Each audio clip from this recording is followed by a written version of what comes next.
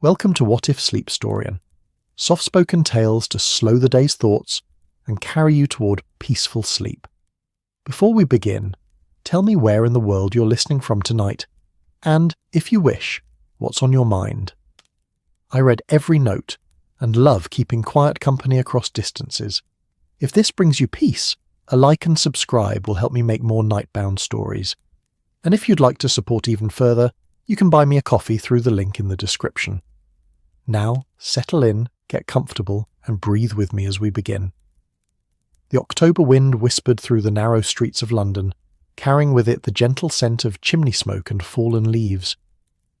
A thin mist had settled over Baker Street, softening the edges of the gaslit lamps that stood like drowsy sentinels along the cobblestones. Within the walls of 221B, Dr. John Watson sat beside the crackling hearth, his fingertips tracing the edge of a peculiar cream-coloured envelope that had arrived that morning. The handwriting was unmistakable, Mrs. Hudson's careful script, yet something about its appearance on this particular autumn day seemed curiously out of the ordinary. "Holmes," Watson called softly, his voice barely rising above the gentle pop and hiss of the burning coal. "Mrs. Hudson has sent us an invitation, of all things." The year was 1895, and London had embraced the misty cloak of late October, with its customary blend of melancholy and mystery. The trees in the nearby park had surrendered their leaves to the persistent autumn breeze, creating a rustling carpet of amber and russet that dampened footsteps and whispered secrets as pedestrians passed. Behind drawn curtains across the city, families told tales of spirits and hauntings, for the season of All Hallows' Eve had descended upon the metropolis like an old friend returning for its annual visit. From the shadows of his chemistry table, Sherlock Holmes emerged, his tall figure momentarily silhouetted against the window where afternoon light struggled through the fog. "An invitation, you say?" His voice carried that familiar blend of disinterest and curiosity that Watson had grown accustomed to over their years of friendship. "Mrs. Hudson rarely extends formal invitations for her excellent meals. What occasion prompts such a ceremony?" Watson turned the envelope over in his hands once more, noticing the faint scent of cinnamon that clung to the paper. "It appears," he said with a slight smile playing at the corners of his mouth, "that our good landlady wishes to host a small gathering for Halloween night, a masquerade no less." Holmes raised an eyebrow, the only indication that the information had registered as unexpected. He crossed the room with unhurried steps, the floorboards sighing softly beneath his weight, and extended his hand for the invitation. The paper exchanged hands with a whisper, and Holmes examined the handwriting with the same careful attention he might give to evidence at a crime scene. "Mrs. Hudson has pressed rather firmly with her pen here," he observed, his finger hovering over the word masquerade. "She is either quite excited about the prospect or attempting to emphasize the costume requirement." His eyes, sharp as ever, moved across the page. "Note the slight ink blot at the corner. She hesitated before writing our names, suggesting she anticipated some reluctance on our part." Watson chuckled softly, the sound merging with the gentle tick of the mantel clock. "Your deductions are impeccable as always, Holmes, but I believe in this instance they merely confirm what any friend would know, that Mrs. Hudson expects you to decline and hopes you will surprise her by accepting." Outside, the afternoon had begun its slow surrender to evening. The fog had thickened, wrapping London in a soft grey blanket that muffled the sounds of carriages and footsteps. Within their sitting room, the fire cast dancing shadows against the wallpaper, and the familiar scents of tobacco, old books, and chemistry experiments created the unique atmosphere that both men had come to think of as home.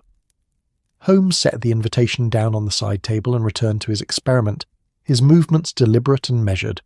"A Halloween masquerade," he mused, almost to himself. "A curious American tradition that has found its way across the Atlantic. Did you know, Watson, that the practice of wearing disguises on All Hallows' Eve dates back to the ancient Celts? They believed that during Samhain, as they called it, the boundary between the living and the dead grew thin, allowing spirits to cross over. The living wore masks to confuse malevolent entities that might wish them harm."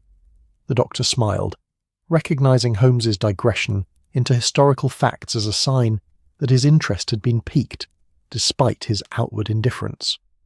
"I was not aware of the Celtic origins, though I had heard it was to ward off spirits. Will you attend, then? I imagine Mrs. Hudson would be delighted." A comfortable silence settled between them, broken only by the gentle clink of glass vials as Holmes continued his work. Watson knew better than to press for an immediate answer. The detective's mind worked in its own mysterious ways, often requiring time to process social engagements with the same thoroughness he applied to his cases. "A masquerade," Holmes finally said, "offers a unique opportunity for observation without being observed. The psychology of individuals when they believe their identity is concealed can be most revealing." He turned, a rare smile softening his features. "Perhaps I shall attend, after all. As a medieval monk, I think. The cowl would provide excellent cover for watching the proceedings without participation." Watson felt a warmth that had nothing to do with the fire. These small moments when Holmes allowed himself to engage with the ordinary pleasures of life were precious indeed. "Excellent. I shall inform Mrs. Hudson that we will both be in attendance. I'm considering a pirate costume myself, a nod to my seafaring days." The soft patter of rain began against the windows, adding a gentle percussion to the crackling fire. The room felt even more secluded now, a warm haven against the encroaching darkness of the autumn evening. Watson rose to light the lamps, their golden glow creating pools of warmth throughout the cluttered sitting room. As he moved about, he noticed that Holmes had set aside his experiment and was now standing by the window, watching the raindrops trace silver paths down the glass. "I wonder who else she has invited," Holmes said thoughtfully. "Lestrade, perhaps. He has been a frequent visitor of late, though usually on professional matters." "And your brother," Watson suggested. "Though I imagine Mycroft would be even less inclined toward festive gatherings than yourself." Holmes's soft laugh mingled with the rain sounds. "Indeed, Mycroft at a masquerade would be a sight worth witnessing. He detests social obligations with a passion that exceeds even my own reservations." As if summoned by their conversation, a gentle knock at the door announced Mrs. Hudson herself bearing a tray with afternoon tea. The landlady entered with the practised ease of long familiarity, setting down her burden on a cleared corner of the table. Steam rose from the spout of the teapot, carrying the comforting aroma of Darjeeling through the room. "I see you've received my invitation, gentlemen," she said, her eyes twinkling with uncharacteristic mischief. "I do hope you'll both attend. Halloween seems the perfect occasion for something a bit out of the ordinary." Watson smiled warmly at their landlady, whose maternal care extended far beyond the requirements of her position. "We were just discussing it, Mrs. Hudson. In fact, Holmes has agreed to participate, and I shall certainly join as well." Mrs. Hudson's face lit up with genuine pleasure, the fine lines around her eyes deepening. "Wonderful! I was half convinced Mr. Holmes would find some urgent case requiring his attention that evening." She began pouring the tea into cups with practised precision, the amber liquid catching the light from the fire. "I've invited Inspector Lestrade, of course, and he's already accepted with remarkable enthusiasm, and Mrs. Turner from next door and her niece who's visiting from Bath." Holmes accepted his teacup with a nod of thanks. "May I inquire what prompted this festive impulse, Mrs. Hudson? You have not previously shown particular interest in Halloween celebrations." The landlady passed Watson his tea, the familiar routine a dance they had performed countless times over the years. "Well, Mr. Holmes, I've been reading about these American Halloween traditions in a magazine Mrs. Turner lent me. It seemed a pleasant diversion for an autumn evening, and heaven knows we could all use a bit of harmless merriment now and then." She straightened a doily on the tray with unnecessary attention. "Besides, the house has been rather quiet lately, with no criminals or desperate clients pounding on the door at all hours." Watson caught Holmes's eye over the rim of his teacup, sharing a moment of silent amusement at their landlady's gentle rebuke. The rain continued its soft melody against the windows, and for a moment the three of them existed in perfect contentment, surrounded by the comfortable familiarity of their shared home. "I shall decorate the downstairs sitting room," Mrs. Hudson continued, warming to her theme. "Nothing excessive, mind you. Just some autumn foliage and perhaps a few candles, and I thought I might prepare some seasonal refreshments. Apple cider, certainly, and perhaps those gingerbread biscuits you're fond of, Doctor." "That sounds delightful," Watson assured her. "Is there anything we can do to assist with the preparations?" Mrs. Hudson considered this, her head tilted slightly. "Well, if Mr. Holmes could refrain from any malodorous experiments on the day itself, that would be most appreciated. And perhaps," she added with a hint of hesitation, "you might extend an invitation to your brother, Mr. Holmes. I would have included him in my note, but I wasn't certain of his current address." Holmes's expression remained neutral, but Watson detected the faintest twitch at the corner of his mouth. "I shall relay the invitation to Mycroft, though I make no promises as to his acceptance. My brother's aversion to social gatherings is legendary, even within the exclusive confines of the Diogenes Club." "One can but ask," Mrs. Hudson replied diplomatically, gathering her tray. "Now I'll leave you, gentlemen, for your afternoon. I have menus to plan and invitations to deliver." With a rustle of skirts she departed, closing the door softly behind her. The room seemed to exhale in her absence, settling back into its familiar state of comfortable disorder. Holmes returned to the window, where the rain had begun to ease, leaving behind a glistening world of wet cobblestones and misty lamplight. "She seems uncommonly excited about this gathering," Watson observed, settling back into his armchair and opening the evening newspaper. The pages rustled softly, adding to the gentle symphony of domestic sounds that filled their rooms. Holmes made a non-committal sound, his attention apparently captured by something on the street below. Mrs. Hudson has always possessed a youthful spirit beneath her practical exterior. I suspect this Halloween masquerade allows her to indulge that aspect of her nature, while maintaining the propriety she values so highly. Watson nodded, though Holmes couldn't see the gesture. "A perceptive observation. And what of your brother? Will you truly extend the invitation to Mycroft?" "Oh, indeed," Holmes replied, turning from the window with an expression of rare mischief. "I would not deprive myself of the opportunity to witness Mycroft's reaction. Besides, it might do him good to emerge from his chrysalis at the Diogenes Club, if only for an evening." The thought of the elder Holmes brother, with his imposing presence and aversion to physical exertion, attending a costume party at 221B Baker Street, struck Watson as singularly amusing. He laughed softly, imagining Mycroft's likely expression of pained forbearance at such an invitation. "And what costume would suit Mycroft, do you suppose?" he asked, entering into the spirit of the idea. Holmes steepled his fingers beneath his chin, a gesture familiar to Watson from countless moments of deep contemplation. "Something dignified, certainly. A Roman senator, perhaps, draped in a toga that would accommodate his generous proportions while bestowing a certain classical authority." The mental image this conjured caused Watson to laugh outright. The sound warm and genuine in the cosy room. Perfect. And Lestrade? What would suit our friend from Scotland Yard? "Something devilish, I think," Holmes replied, his own amusement evident in the rare lightness of his tone. "A red cloak and horns would suit his tendency to appear at the most inopportune moments." As the afternoon deepened toward evening, the two friends continued their gentle speculation, the Halloween masquerade becoming more real with each passing minute. Outside, London prepared for nightfall, gas lamps flickering to life along the misty streets. Within 221B Baker Street, unusual plans were taking shape, spinning a web of anticipation that would draw together an unlikely assembly of individuals on All Hallows' Eve. Later, as Watson prepared for bed, he found himself looking forward to the upcoming celebration with unexpected pleasure. The mundane rhythm of daily life in London would be briefly transformed by this touch of whimsy and mystery. Elements that, while common in their adventures, rarely manifested in such innocent form. He drew the curtains against the night, where the last raindrop still pattered occasionally against the glass, and thought of costumes and disguises, of friends gathered in firelight, and of the rare sight of Sherlock Holmes participating willingly in a social event.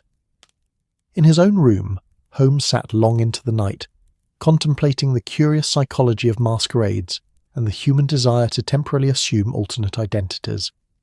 The monk's costume he had proposed would indeed provide excellent cover for observation, allowing him to watch unnoticed, as his small circle of acquaintances revealed aspects of themselves perhaps hidden in ordinary interactions. There was something almost like a case in this opportunity, not one of crime or danger, but of human nature laid bare through the paradoxical honesty of disguise. The clock on the mantel ticked softly, counting down the days until Halloween night. Throughout 221B Baker Street, plans unfolded and anticipation grew as October drew toward its atmospheric conclusion. Mrs. Hudson hummed to herself as she made notes about refreshments and decorations. Watson dreamed of pirate adventures from his youth. Holmes, ever the observer, prepared to witness a different kind of mystery unfold within the familiar walls of their shared home, one of friendship, festivity, and the gentle surprises that sometimes arrive in cream-coloured envelopes on ordinary autumn mornings. The late October days slipped past like yellowed pages turning in an old book, each one bringing London closer to All Hallows Eve. Within the walls of 221B Baker Street, the approaching masquerade had introduced a subtle current of anticipation that flowed beneath the ordinary routines of daily life. The weather had settled into that particular autumn melancholy that Londoners knew so well. Not quite cold enough for winter coats, yet damp enough to seep into one's bones, prompting fires to be lit earlier each evening and tea to be brewed with increasing frequency. Dr. John Watson stood before the modest wardrobe in his bedroom, contemplating the pirate costume he had decided upon with a mixture of nostalgia and mild self-consciousness. He had not worn a costume since his university days, and even then, he had approached such frivolities with the reserved enthusiasm typical of a young man who took himself perhaps too seriously. Now, as he carefully laid out the components on his bed, a striped shirt, dark trousers, a red sash, and an old officer's coat that with minor modifications would serve admirably as piratical attire, he found himself smiling at his own reflection in the looking-glass. "You're a long way from Afghanistan now, old boy," he murmured to himself, running a hand through his moustache, which had acquired a few more silver strands in recent years. The costume needed something more, a finishing touch, to transform the respectable doctor into a convincing buccaneer, perhaps an eye patch, or a bandana tied around his head. He made a mental note to visit a theatrical supply shop in the Strand that afternoon. The floorboards creaked softly as he moved about the room, the familiar sounds of the old house providing a comforting backdrop to his thoughts. Through the wall he could hear the faint movements of Holmes in the sitting room, the clink of laboratory equipment, the occasional rustle of papers, and sometimes the muted notes of the violin when his friend fell into one of his contemplative moods. Watson picked up the red sash, the silk smooth between his fingers, and thought of his younger days at sea. The gentle rocking of a ship beneath his feet, the endless expanse of water stretching to the horizon, the camaraderie among the men who shared those confined quarters for months on end. His time as a ship's surgeon before his military service had been brief but formative, filled with stories that, while less dramatic than his adventures with Holmes, had shaped his understanding of human nature in profound ways. "Watson," Holmes's voice called from the sitting room, interrupting his reminiscence, "I require your opinion on a matter of some delicacy." Draping the sash over his chair, Watson made his way to the sitting room, where he found Holmes standing before the fireplace, surrounded by an unusual collection of fabric swatches and historical texts. The detective had pushed aside his chemical apparatus to make room for what appeared to be costume research, an endeavour he was clearly approaching with his characteristic thoroughness. "Good morning, Holmes," Watson greeted him, noting with amusement the intensity with which his friend was comparing two nearly identical shades of brown fabric. "I see you're taking Mrs. Hudson's masquerade quite seriously." Holmes looked up, his keen eyes briefly assessing Watson's appearance before returning to the swatches. "Authenticity matters, Watson, even in trivial pursuits. The Benedictine monks of the 13th century wore habits of undyed wool, not the rich chocolatine brown that theatrical customers would have one believe, but this more subdued, natural tone." He held up a swatch of fabric that to Watson's untrained eye appeared simply brown. "This one, I think, most closely approximates the correct shade." Watson settled into his armchair, watching with fond exasperation as Holmes continued his examination. "I had no idea you harboured such extensive knowledge of monastic fashion, Holmes." "I made a study of medieval monastic orders during the Blackwood Abbey case 2 years ago," Holmes replied absently, setting aside the fabric swatch. "The distinctions in habit design between the various orders provided the key to identifying the forger, if you recall." "Vaguely," Watson admitted, though in truth the detail had escaped his memory entirely. "And you've settled on a monk's costume, then?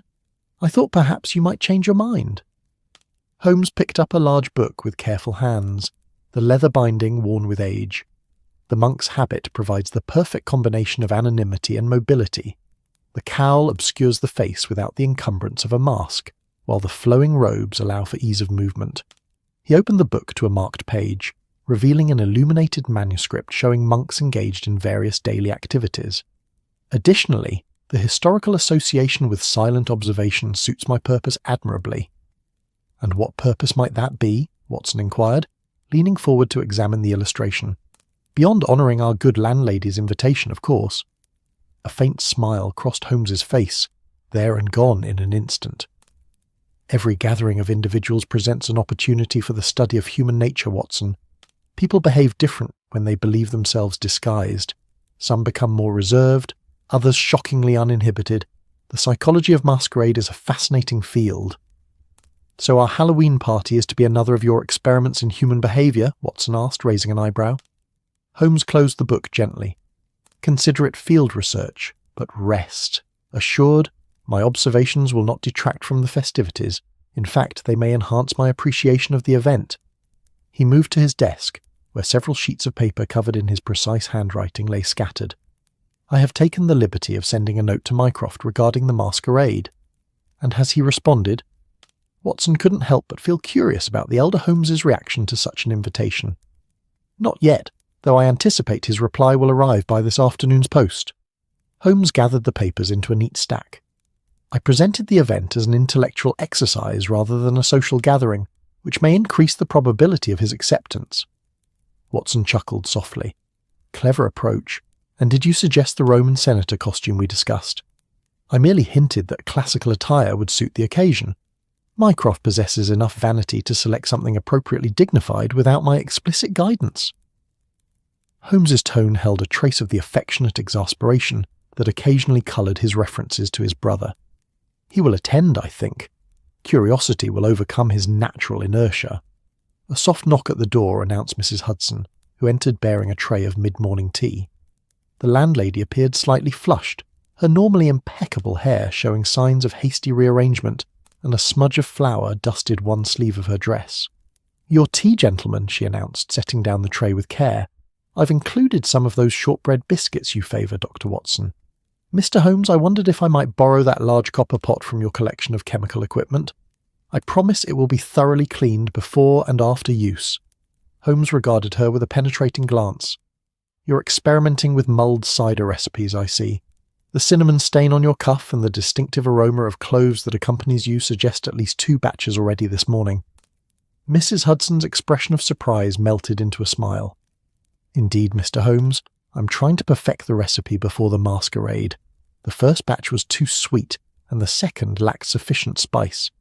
She straightened her apron with a gesture that spoke of renewed determination. "The copper pot would distribute the heat more evenly than my usual cooking pots, I believe." "By all means," Holmes agreed with an elegant wave of his hand. "Watson can help you locate it among my equipment. I believe it resides on the upper shelf near the window."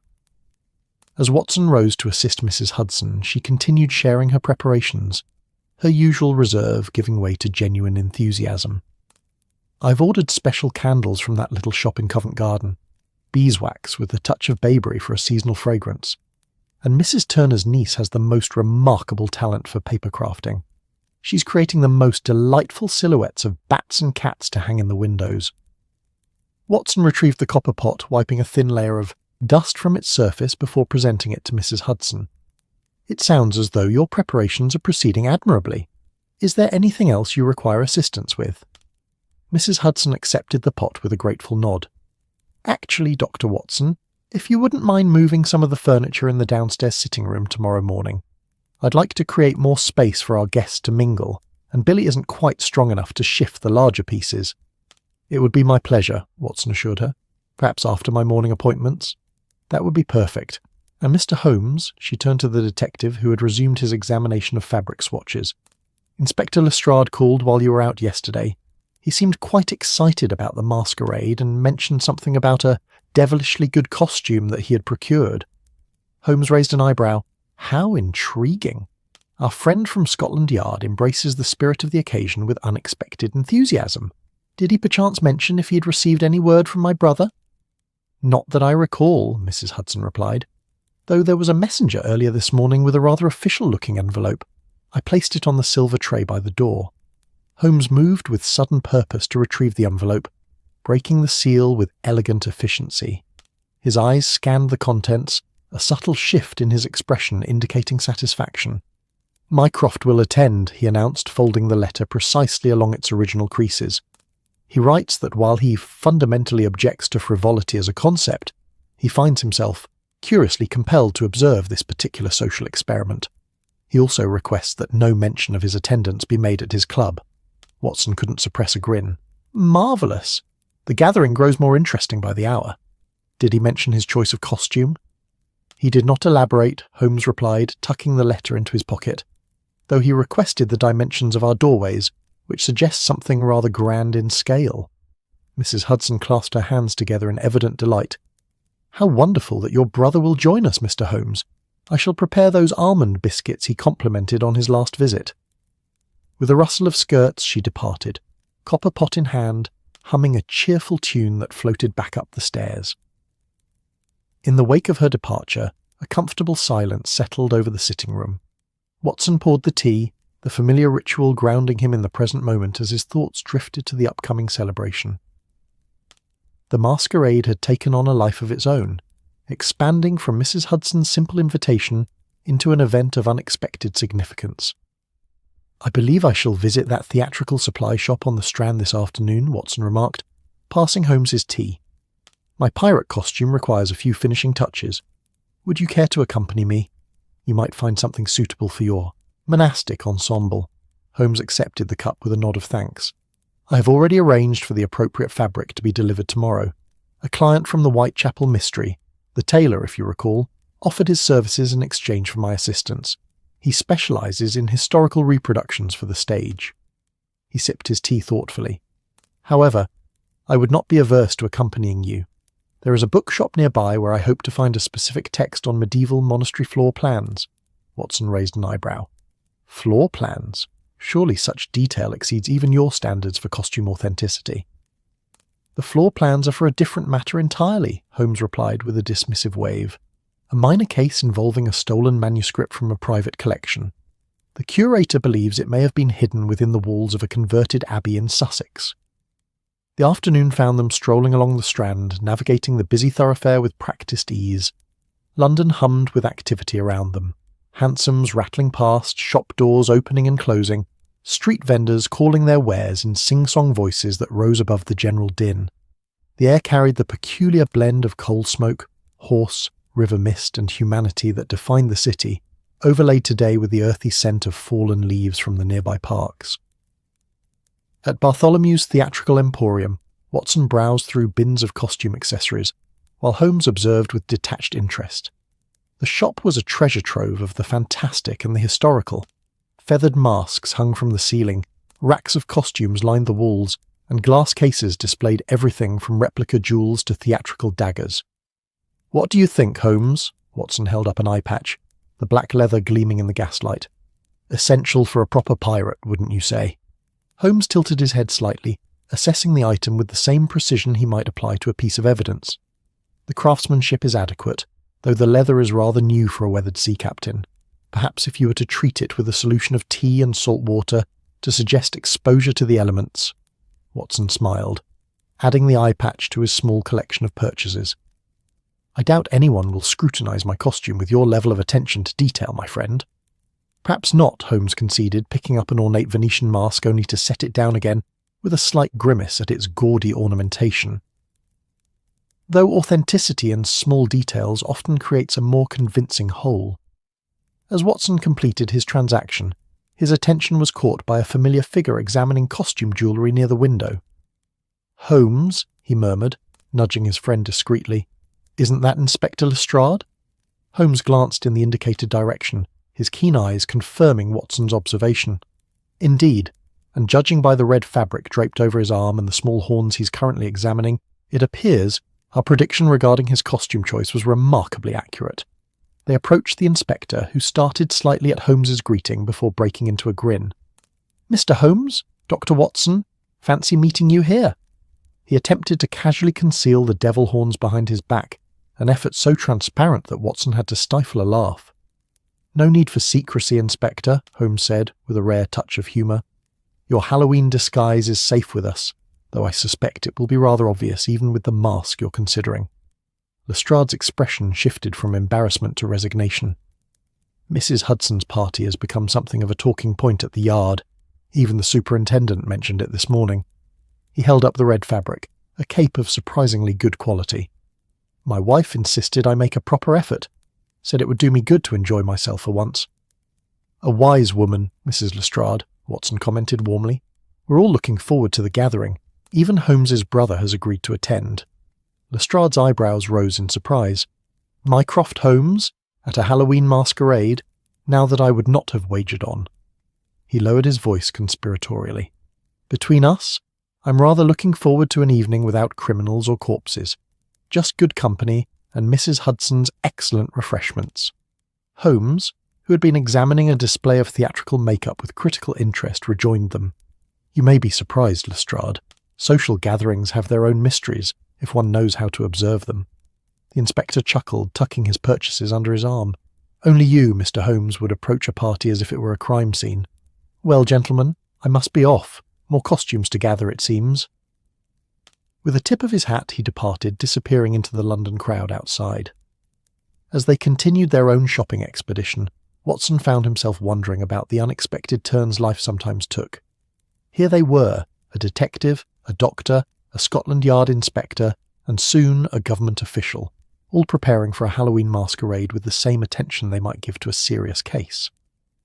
There was something endearing about it, this shared moment of whimsy among men whose professional lives often dwelt in life's darker corners.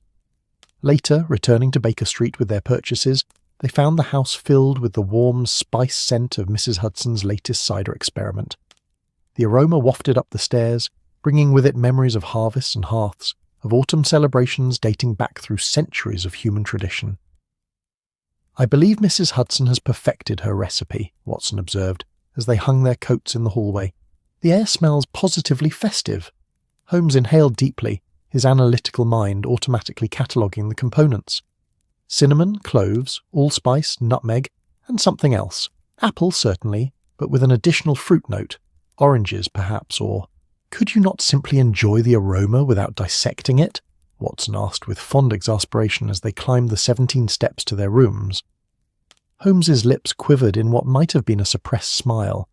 Observation is a habit not easily set aside, my friend, but I take your point. He paused at the landing, glancing down toward Mrs. Hudson's domain. I must admit, there is something rather pleasant about the house in its current state of anticipation. The admission, small as it was, warmed Watson more than he expected. Holmes rarely acknowledged the value of simple domestic pleasures, yet there was evidence that perhaps, beneath his analytical exterior, he was not entirely immune to the season's gentle magic. In the days that followed, preparations for the masquerade continued apace. Mrs. Hudson transformed the downstairs sitting room with autumnal decorations, arrangements of bronze chrysanthemums and russet leaves, candles in amber-coloured glass holders, and delicate paper silhouettes that cast fantastic shadows when the lamps were lit. Watson, true to his word, helped rearrange the furniture, creating a space that somehow managed to feel both more open and more intimate. Holmes's monastic habit arrived, the undyed wool exactly the shade he had specified, crafted with historical accuracy that would have satisfied the most demanding museum curator. He tried it on only once in Watson's presence, the flowing robes lending him an otherworldly quality that suited his ascetic features. With the cowl drawn forward, he became nearly unrecognisable, just another anonymous monk from centuries past, watching the world with contemplative eyes. Watson's pirate costume came together piece by piece, the eye patch now properly aged with Holmes's suggested treatment, a bandana of faded silk to tie around his head, even a convincing-looking, but entirely harmless, cutlass to complete the effect. When he tried the full ensemble, he caught himself adopting a slight swagger that made him laugh at his own reflection. Mycroft Holmes sent word that his costume had been procured at considerable inconvenience, but provided no further details. Holmes merely raised an eyebrow at this communication, remarking that his brother's flair for the dramatic occasionally rivaled his own, though it manifested in decidedly different ways. As October drew to its close, a sense of pleasant anticipation settled over 221B Baker Street. The house itself seemed to hold its breath, waiting for the night when it would welcome masked figures into its warm embrace, when familiar faces would hide behind unfamiliar disguises, and when, perhaps, the veil between everyday life and gentle mystery would grow just a little thinner. On the eve of the masquerade, Holmes stood at the window of their sitting room, violin in hand, watching as the street lamps were lit one by one along Baker Street. The fog had returned, wrapping London in its ghostly embrace. Perfect weather for All Hallows' Eve. Without speaking, he raised the instrument to his chin and began to play, not one of his usual frenetic compositions, but something softer, more contemplative, a melody that seemed to flow from the mist itself.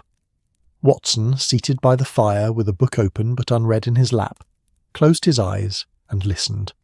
Tomorrow would bring disguises and revelry, but tonight, in the quiet hours before Halloween, there was only this, the music, the fog, and the comfortable silence of friendship that needed no masks or costumes to reveal its true nature. Halloween dawned with London shrouded in a mist so atmospheric it seemed almost deliberate, as if the city itself had decided to don a costume for the occasion. The fog curled through the streets like a living thing, wrapping around lampposts and softening the edges of buildings, until Baker Street appeared suspended somewhere between reality and dream. From the windows of 221B, the world beyond the glass had transformed into a watercolour painting of greys and silvers, punctuated only by the occasional splash of amber from a gaslit lamp or the darker shadow of a passing hansom cab. Perfect weather for a masquerade, Watson observed as he gazed out at the ethereal scene, his breath creating a small circle of condensation on the cold window pane. Morning had brought with it a peculiar stillness, the usual cacophony of London traffic muffled by the thick blanket of fog. One could almost believe in ghosts on a day like this. Holmes, engaged in a final adjustment to his monk's habit, looked up with mild interest. The atmospheric conditions are indeed conducive to supernatural imagination. The reduced visibility, the distortion of familiar sounds, the sensation of isolation even in a crowded city, all serve to heighten suggestibility in the average mind. He smoothed the rough wool of his costume with careful hands. Though I expect our gathering tonight will feature more mundane spirits than ethereal ones. Watson smiled at the rare flash of humour, watching as his friend folded the monk's cowl with precise motions and set it aside for the evening. The costume, now complete, had been laid out on Holmes's bed with the same meticulous attention he might give to evidence in a particularly complex case. Every detail had been considered, from the historically accurate rope belt to the simple wooden cross that would hang at his waist. "I must say, Holmes, your commitment to authenticity is impressive," Watson remarked, turning from the window. "One might almost believe you had travelled forward in time from a medieval monastery." "The effectiveness of any disguise lies in its completeness," Holmes replied, moving to his chemistry table where several small bottles awaited his attention. "The habit alone would be insufficient. One must consider posture, gait, even the calluses a monk might develop from hours of prayer and manuscript copying." He held up a small vial containing a clear solution. This mild astringent, when applied to the fingertips, creates a temporary roughening of the skin that simulates such effects. Watson shook his head in fond exasperation. "I doubt anyone at Mrs. Hudson's gathering will be examining your hands with such scrutiny." "Perhaps not," Holmes conceded, carefully stoppering the vial. "But the conscious knowledge of these details influences unconscious behaviours, creating a more convincing overall impression." He paused, his keen eyes assessing Watson with a glance. "You've trimmed your moustache slightly differently this morning. A practical touch, I presume?" Watson's hand rose involuntarily to his face. "Indeed, though I stopped short of growing a full beard for the occasion. There are limits to my dedication, unlike some I could mention." Below, the sounds of Mrs. Hudson's preparations had been steadily increasing throughout the morning. The clatter of dishware, the occasional instruction to Billy the page boy, and the enticing aromas of baking that wafted up the stairs all spoke to the landlady's commitment to her hosting duties. Twice already, delivery boys had arrived with parcels, additional decorations, Watson surmised, or perhaps the final components of special refreshments for the evening. As the day progressed, the fog showed no signs of lifting. If anything, it seemed to thicken as afternoon surrendered to early evening, creating the perfect backdrop for All Hallows' Eve. Gas lamps were lit earlier than usual, their glow transformed into hazy orbs that floated like will-o'-the-wisps along the darkening streets. The ordinary sounds of London, the clop of horses' hooves, the calls of street vendors, the distant whistle of trains, became mysterious and otherworldly when muffled by the mist. Watson spent the afternoon putting the finishing touches on his pirate costume, adding a few authentic details inspired by his naval days. A tarnished brass button from an old uniform became a makeshift earring, while a faded silk handkerchief was transformed into a rakish bandana. He practiced his pirate stance before the mirror, legs slightly apart as if balancing on a rolling deck, one hand casually resting where a cutlass might hang. The effect pleased him. There was something liberating about stepping into another character, even temporarily. At 6:30, Mrs. Hudson knocked at their door, her face flushed with excitement and exertion. "Gentlemen, I've come to inform you that the sitting room is prepared for our guests. They should begin arriving within the hour." She smoothed her apron with flour-dusted hands. "I shall need to change shortly, but I wanted to ensure you had everything you required before I do so." "We are well provided for, Mrs. Hudson, thank you," Holmes assured her. "Your preparations sound most impressive. Watson and I were commenting earlier on the exceptional aromas emanating from your kitchen." The landlady beamed at the rare compliment. "The mulled cider is simmering, and the last batch of gingerbread has just come from the oven. I do hope the fog won't prevent any of our guests from attending." "I suspect it would take more than atmospheric conditions to deter Inspector Lestrade from an evening of refreshments and entertainment," Watson said with a smile. "And as for Mycroft Holmes, once he is committed to an engagement, he is unlikely to renege, regardless of weather." Mrs. Hudson nodded, clearly pleased by this assessment. "I shall leave you to your preparations then. The downstairs sitting room will be open from 7 o'clock. With a rustle of skirts she departed, her footsteps on the stairs betraying her eagerness as she returned to her domain. As twilight deepened into evening, the transformation of 221B Baker Street continued. Warm light spilled from windows that seemed to float in the fog like golden portals to another world. The scent of spiced cider and gingerbread mingled with the mustier odours of old London, creating an aromatic tapestry that was at once festive and ancient. From somewhere nearby, the sound of children's voices raised in traditional Halloween rhymes drifted through the mist, a reminder that beyond their small gathering, all of London participated in the strange magic of All Hallows' Eve, each in their own way. At precisely 7 o'clock, Watson adjusted his eye patch one final time and secured his bandana. His reflection in the mirror showed a different man. Not Dr. John Watson, respected physician and chronicler of Sherlock Holmes's cases, but a weather-beaten pirate captain who had seen his share of high-seas adventures. He grinned at himself, the expression transforming his ordinarily proper features into something rakish and daring. "Well, Captain Watson," he murmured to his reflection, "time to set sail for the evening's festivities." He descended the stairs to find Holmes already waiting in the hallway, the monk's habit of transforming his tall, lean figure into something ancient and mysterious. With the cowl pulled forward, Holmes's sharp features were cast in shadow, only the gleam of his observant eyes visible within the dark recesses of the hood. The rough wool fell in heavy folds to the floor, and the simple rope belt cinched at his waist completed the impression of ascetic otherworldliness. "A most effective disguise, Holmes," Watson commented, instinctively lowering his voice as if they stood within the hushed confines of an abbey. "I scarcely recognized you." Holmes inclined his head slightly, the gesture taking on a monastic quality in his current attire. "Your own transformation is quite remarkable, Watson. The sea captain's bearing suits you, no doubt drawing upon your military posture while incorporating the more casual stance of a sailor."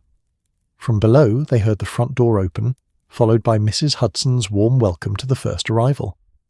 The landlady herself had adopted a costume that surprised Watson with its playful creativity. She wore the attire of a countryside witch, though of the benevolent, herb-gathering variety rather than the malevolent crone of children's tales. Her grey hair had been artfully arranged to appear slightly wild, and she wore a shawl embroidered with subtle, botanical motifs over a dress of deep forest green. A small basket of dried herbs hung from her arm, completing the impression of a wise woman who might be sought out for remedies and advice. "Ah, Inspector Lestrade," Mrs. Hudson's voice floated up to them. "How wonderful you could join us, and what a marvellous costume!" Holmes and Watson exchanged glances, united in their curiosity about the inspector's devilish attire. They descended the remaining stairs to find Lestrade standing in the entrance hall, looking both embarrassed and pleased with himself. The inspector had embraced his costume wholeheartedly. A crimson cloak flowed from his shoulders, small horns protruded from his forehead, attached, Watson noted with professional interest, by some form of theatrical adhesive, and he carried a miniature trident that appeared to have been crafted from a modified umbrella handle. "Good evening, gentlemen," Lestrade greeted them, his voice carrying a hint of self-consciousness that his broad smile couldn't quite disguise. "Fitting weather for Halloween, wouldn't you say? I nearly got lost twice on my way here. The fog's thick as pea soup out there." "Yet the devil found his way to our door regardless," Holmes remarked dryly from within the shadows of his cowl. "A testament to your navigational skills, Lestrade, or perhaps to the magnetic pull of Mrs. Hudson's excellent refreshments." Lestrade laughed, visibly relaxing as he recognised Holmes despite the disguise. "A bit of both, I'd wager, Mr. Holmes. Though I'd have followed my nose the last quarter mile, the smell of that cider is enough to guide a man through worse than London fog." Mrs. Hudson beamed at the compliment. "Do come through to the sitting room, Inspector. The cider is ready for serving, and there are refreshments laid out." She led the way to the transformed downstairs sitting room, which Watson had not yet seen in its completed state. The room had undergone a remarkable metamorphosis. Candles in amber-coloured glass holders cast a warm, flickering light that danced across walls now adorned with paper silhouettes of bats and cats. Arrangements of autumn foliage, branches with lingering russet leaves, late-blooming chrysanthemums and clusters of dark berries occupied every available surface. The furniture had been rearranged to create a more open space in the centre of the room, with smaller conversational groupings around the periphery.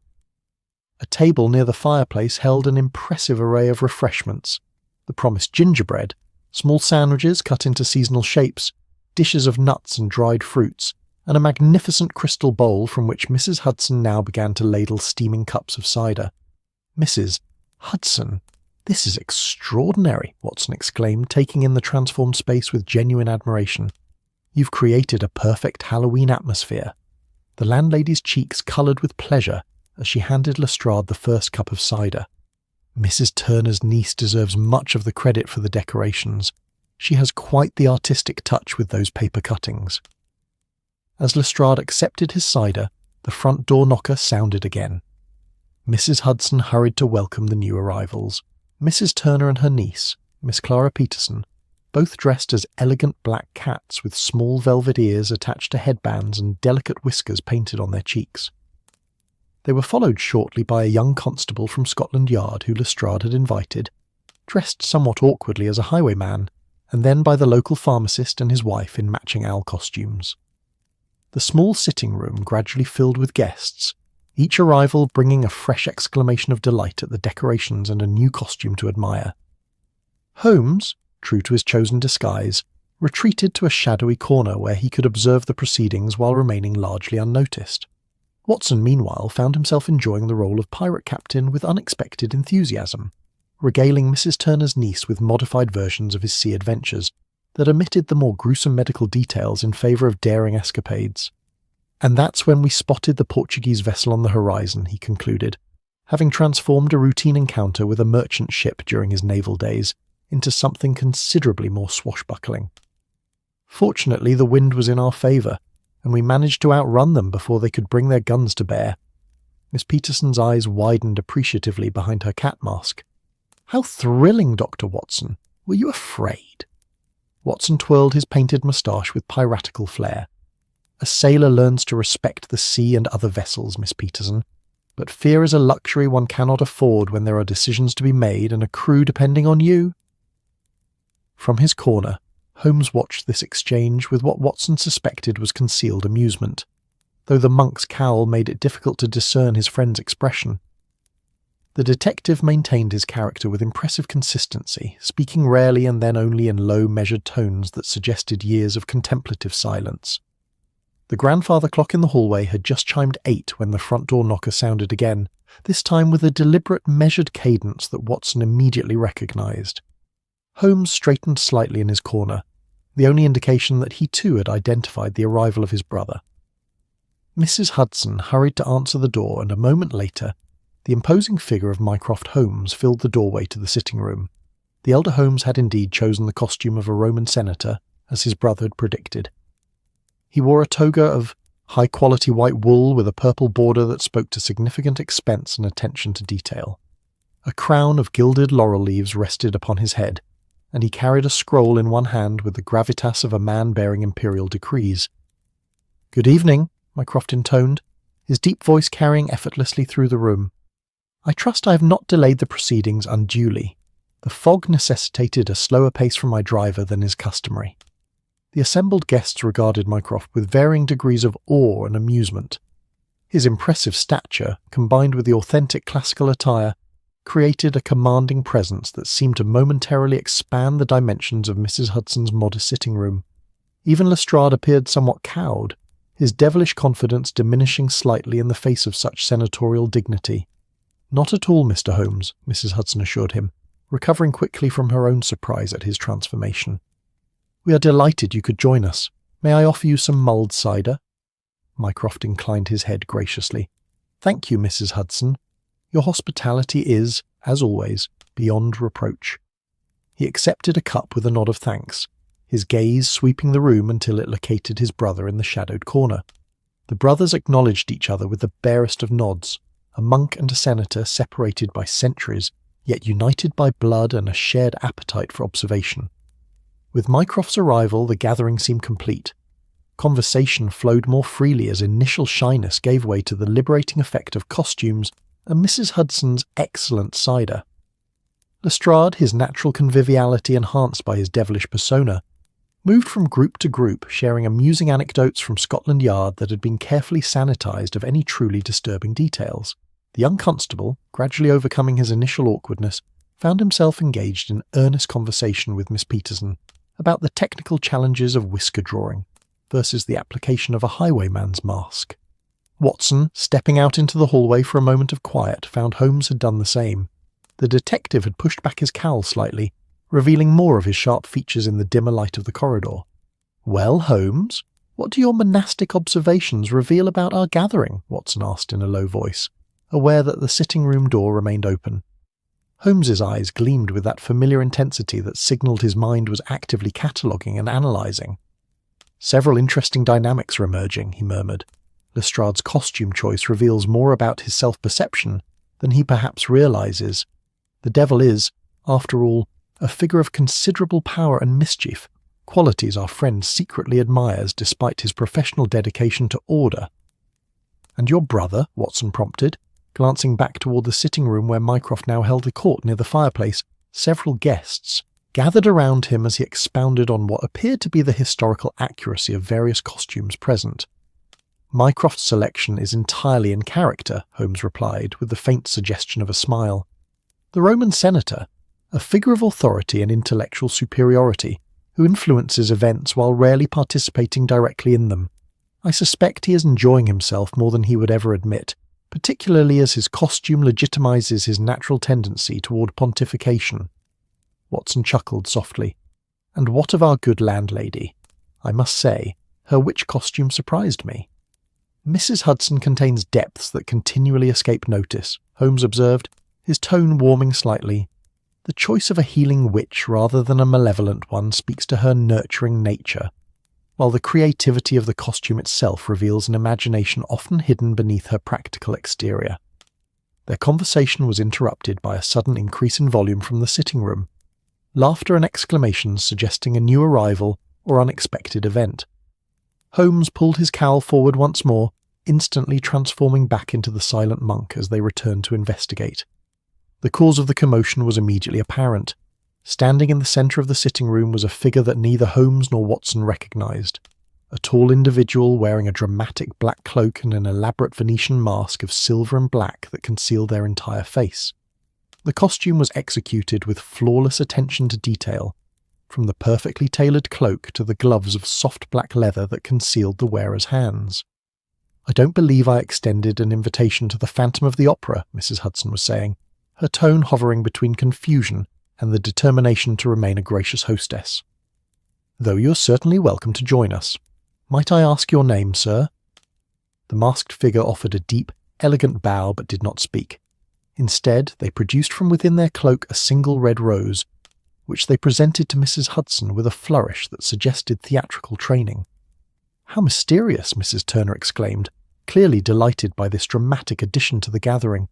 "A silent guest for our Halloween masquerade. How perfectly appropriate." Watson glanced at Holmes, whose posture had subtly shifted beneath the monk's robes. Though still maintaining his disguise, there was a new alertness in his stance that Watson recognised from countless investigations. The detective's interest had been well and truly piqued by this unexpected development.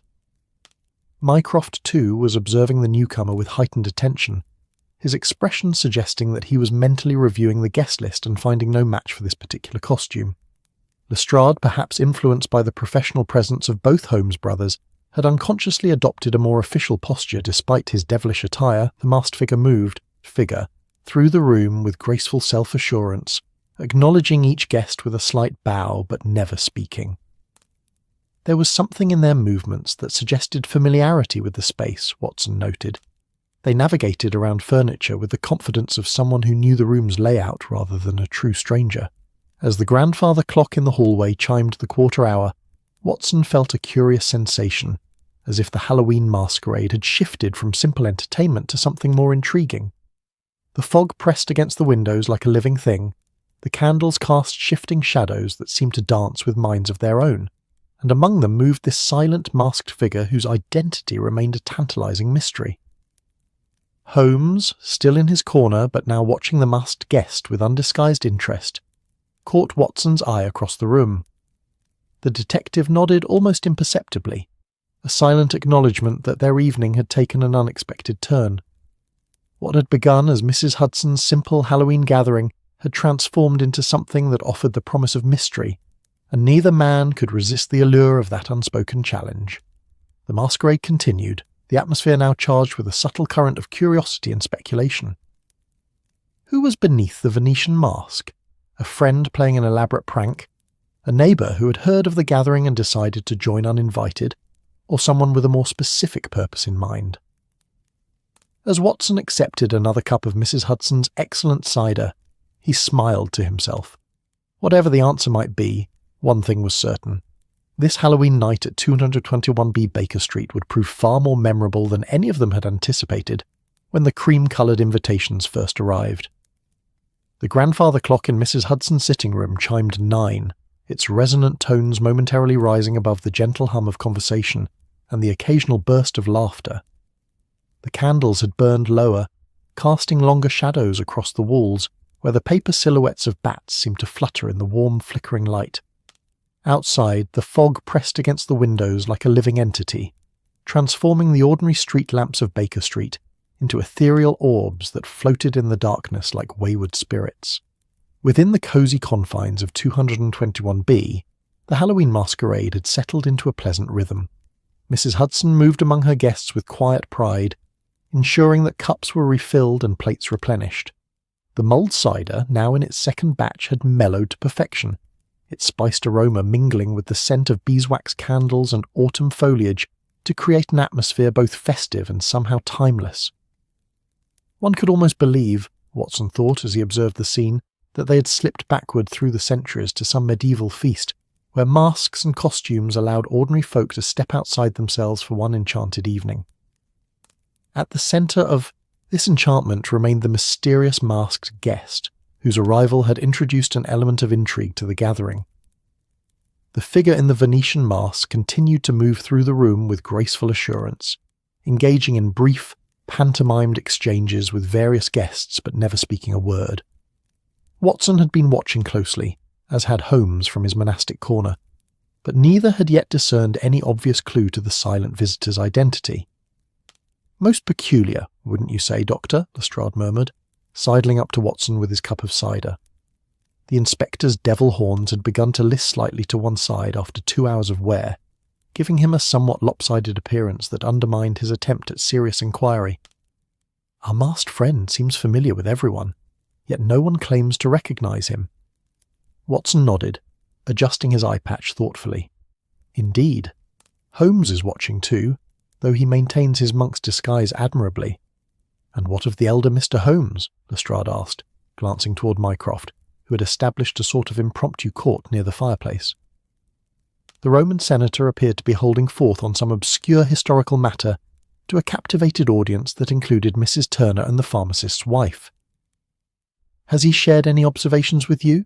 "Not yet," Watson replied, "though I suspect he's as intrigued as his brother. Notice how his gaze keeps returning to our silent visitor, despite his apparent absorption in his own discourse." The masked figure had now positioned themselves near the table of refreshments, examining the elaborate gingerbread biscuits that Mrs. Hudson had crafted in the shapes of cats, bats, and autumn leaves. There was something almost theatrical about their movements, each gesture deliberate and slightly exaggerated, as if performed for an audience. Yet beneath the studied grace, Watson sensed a more practical purpose to the figures' circuit of the room. They were observing, cataloguing, much as Holmes himself might do, though with less subtlety. "I wonder," Lestrade mused, his professional instincts evidently roused despite the festive setting, "if we ought to be concerned, given Mr. Holmes's line of work and the enemies he's made." Watson considered this, watching as the masked figure accepted a gingerbread leaf from Mrs. Hudson with an elegant bow of thanks. "I don't sense any threat," he said finally. "Holmes would have signalled if he perceived danger. I believe we're witnessing mischief rather than malice." As if to confirm his assessment, the mysterious guest turned suddenly and approached Watson and Lestrade. Up close, the craftsmanship of the Venetian mask was even more impressive. Silver filigree work overlaid on a base of black with subtle accents of midnight blue that caught the candlelight when the wearer moved. The eyes behind the mask's narrow openings were in shadow, impossible to distinguish in colour or expression. The figure executed a perfect bow to Watson, then to Lestrade, before producing from within their cloak a small object that gleamed in the candlelight. They placed it in Watson's hand with a flourish, a miniature brass compass, its needle spinning briefly before settling on north. Before either man could react, the masked visitor had turned away, cloak swirling dramatically as they moved to another part of the room. "Well, that's odd," Lestrade said, peering at the compass in Watson's palm. "What do you make of that, Doctor?" Watson examined the small instrument, turning it over carefully. The compass appeared to be old, its brass case worn smooth in places from handling, yet the mechanism inside functioned perfectly. The needle quivered slightly, then steadied, pointing unerringly northward. "I'm not certain," he admitted. "It seems like a deliberate message, but its meaning escapes me." Across the room, Holmes had straightened slightly in his corner, his attention clearly caught by the exchange. The monk's cowl concealed most of his features, but Watson could feel his friend's keen gaze following the masked figure as they now approached Mycroft Holmes. The elder Holmes paused in his exposition on Roman senatorial customs, regarding the silent visitor with the same penetrating stare that was his brother's trademark. The masked figure bowed deeply before the Roman senator, then produced another object from within their cloak, a small roll of parchment tied with a black silk ribbon. They presented this to Mycroft with the same theatrical flourish that had accompanied the compass given to Watson. Mycroft accepted the offering with a raised eyebrow, untying the ribbon with deliberate fingers and unrolling the small scroll. His expression remained impassive as he read whatever message was written there, but Watson noticed a subtle shift in his posture, a heightened alertness that mirrored his brother's. "Curiouser and curiouser," Lestrade murmured. "I begin to feel as though we're all players in some elaborate game, though I confess I don't know the rules." Watson slipped the compass into his pirate costume's pocket, its weight small but somehow significant. "I suspect that's precisely the intention," he replied quietly. "Our mysterious friend is orchestrating something, and we are meant to piece it together." The masked figure had now moved to the centre of the room, drawing all eyes to them without uttering a word. With deliberate grace they removed a glove and reached into an inner pocket of their cloak. When their hand emerged, it held a small envelope sealed with red wax. The visitor held it aloft, turning slowly so that everyone could see, then placed it carefully on the mantelpiece above the crackling fire. With another deep theatrical bow to the assembled company, they moved to a shadowed corner opposite Holmes, as if signalling the end of their performance. A moment of curious silence fell over the gathering, broken finally by Mrs. Hudson. "Well," she said, her tone suggesting she was determined to maintain her composure as hostess despite these unexpected developments. "How intriguing! It appears we have a mystery to enliven our Halloween festivities." She approached the mantelpiece and carefully took down the envelope. "Shall I open it?" All eyes turned to Holmes, who finally stepped forward from his corner, the monk's robes flowing around him as he moved. "If you would be so kind, Mrs. Hudson," he said, his voice kept deliberately low in keeping with his costume. "I believe our silent guest has prepared an entertainment for us." Mrs. Hudson broke the seal and extracted a single sheet of paper. "It appears to be a message," she said, adjusting her spectacles, written in a very elegant hand. She cleared her throat and read aloud. "Esteemed company, a treasure hides within these walls, where shadows dance and footsteps fall. Before the midnight hour is struck, A prize will vanish with some luck. The clues are scattered, as you've seen, to mark this night of Halloween. Observe, deduce, but do make haste, for time and patience both may waste. The game's afoot, as some might say. Till midnight ends this masquerade. A murmur of excitement rippled through the gathering. Mrs. Turner clapped her hands in delight, her cat ears bobbing with the motion. A treasure hunt! How delightful! More of a theft prediction, I'd say, Lestrade observed, his professional instincts visibly warring with his enjoyment of the dramatic moment. Though, as forewarned crimes go, it's certainly presented with flair. Watson glanced from Holmes to Mycroft, noting that both brothers were now studying the masked figure with identical expressions of analytical interest. The elder Holmes carefully re-rolled the small scroll he had been given and tucked it into a fold of his toga before approaching his brother. A curious development, Mycroft remarked quietly, positioning himself beside Holmes with a subtle adjustment of his laurel crown. "Your assessment, brother mine?" Holmes's eyes remained on the masked visitor as he replied. "A carefully orchestrated game, designed with specific players in mind. The compass given to Watson, the scroll to you. These are not random choices." "Indeed not," Mycroft agreed. "My scroll contains a rather specific reference to a case you consulted on last winter, the matter of the diplomatic pouch and the Danish embassy." Watson, who had moved to join them, felt the weight of the small brass compass in his pocket. "The compass must hold similar significance, though I confess its meaning eludes me at present." Holmes turned slightly, the monk's cowl shifting to reveal more of his face in the candlelight. "Consider the nature of a compass, Watson. It guides one in a particular direction, north, specifically, unless influenced by external forces." His gaze shifted briefly upward, toward the ceiling and the rooms above. "North in this house would lead to—" "Your rooms," Watson realized, his voice dropping to ensure they weren't overheard. "The sitting room and your laboratory." "Precisely," Holmes nodded. "And Mycroft's scroll references a case whose evidence was stored temporarily in the locked cabinet beside my chemical apparatus." The three men exchanged glances, coming to a silent agreement. Without drawing attention to themselves, they gradually moved toward the door of the sitting room. Mrs. Hudson had engaged the other guests in animated speculation about the meaning of the mysterious note, providing a convenient distraction. In the darkened hallway, Holmes pushed back his cowl fully, his eyes gleaming with the familiar light that Watson recognized from countless investigations. "The game, it seems, has indeed begun," he murmured, "though I suspect our masked friend has underestimated the players." "You recognize him, then?" Watson asked, keeping his voice low as they began to ascend the 17 steps to their rooms. "I have several theories," Holmes replied, gathering his monastic robes to climb more easily, "as does Mycroft, I'm sure." The elder Holmes made no comment, but his silence held its own form of confirmation, as he followed them up the stairs with surprising agility for a man of his size and sedentary habits. The toga, Watson noted with amusement, seemed to lend Mycroft a dignity that made even the ascent of a narrow staircase appear almost stately. The sitting room of 221B lay in semi-darkness, illuminated only by the faint glow of the banked fire, and what little light filtered through the windows from the street lamps outside. The familiar space seemed transformed by the shadows, the ordinary objects of their daily lives rendered strange and mysterious in the dim light. Holmes moved with confident familiarity to light the gas lamps, their gentle hiss breaking the silence as warm light bloomed around them.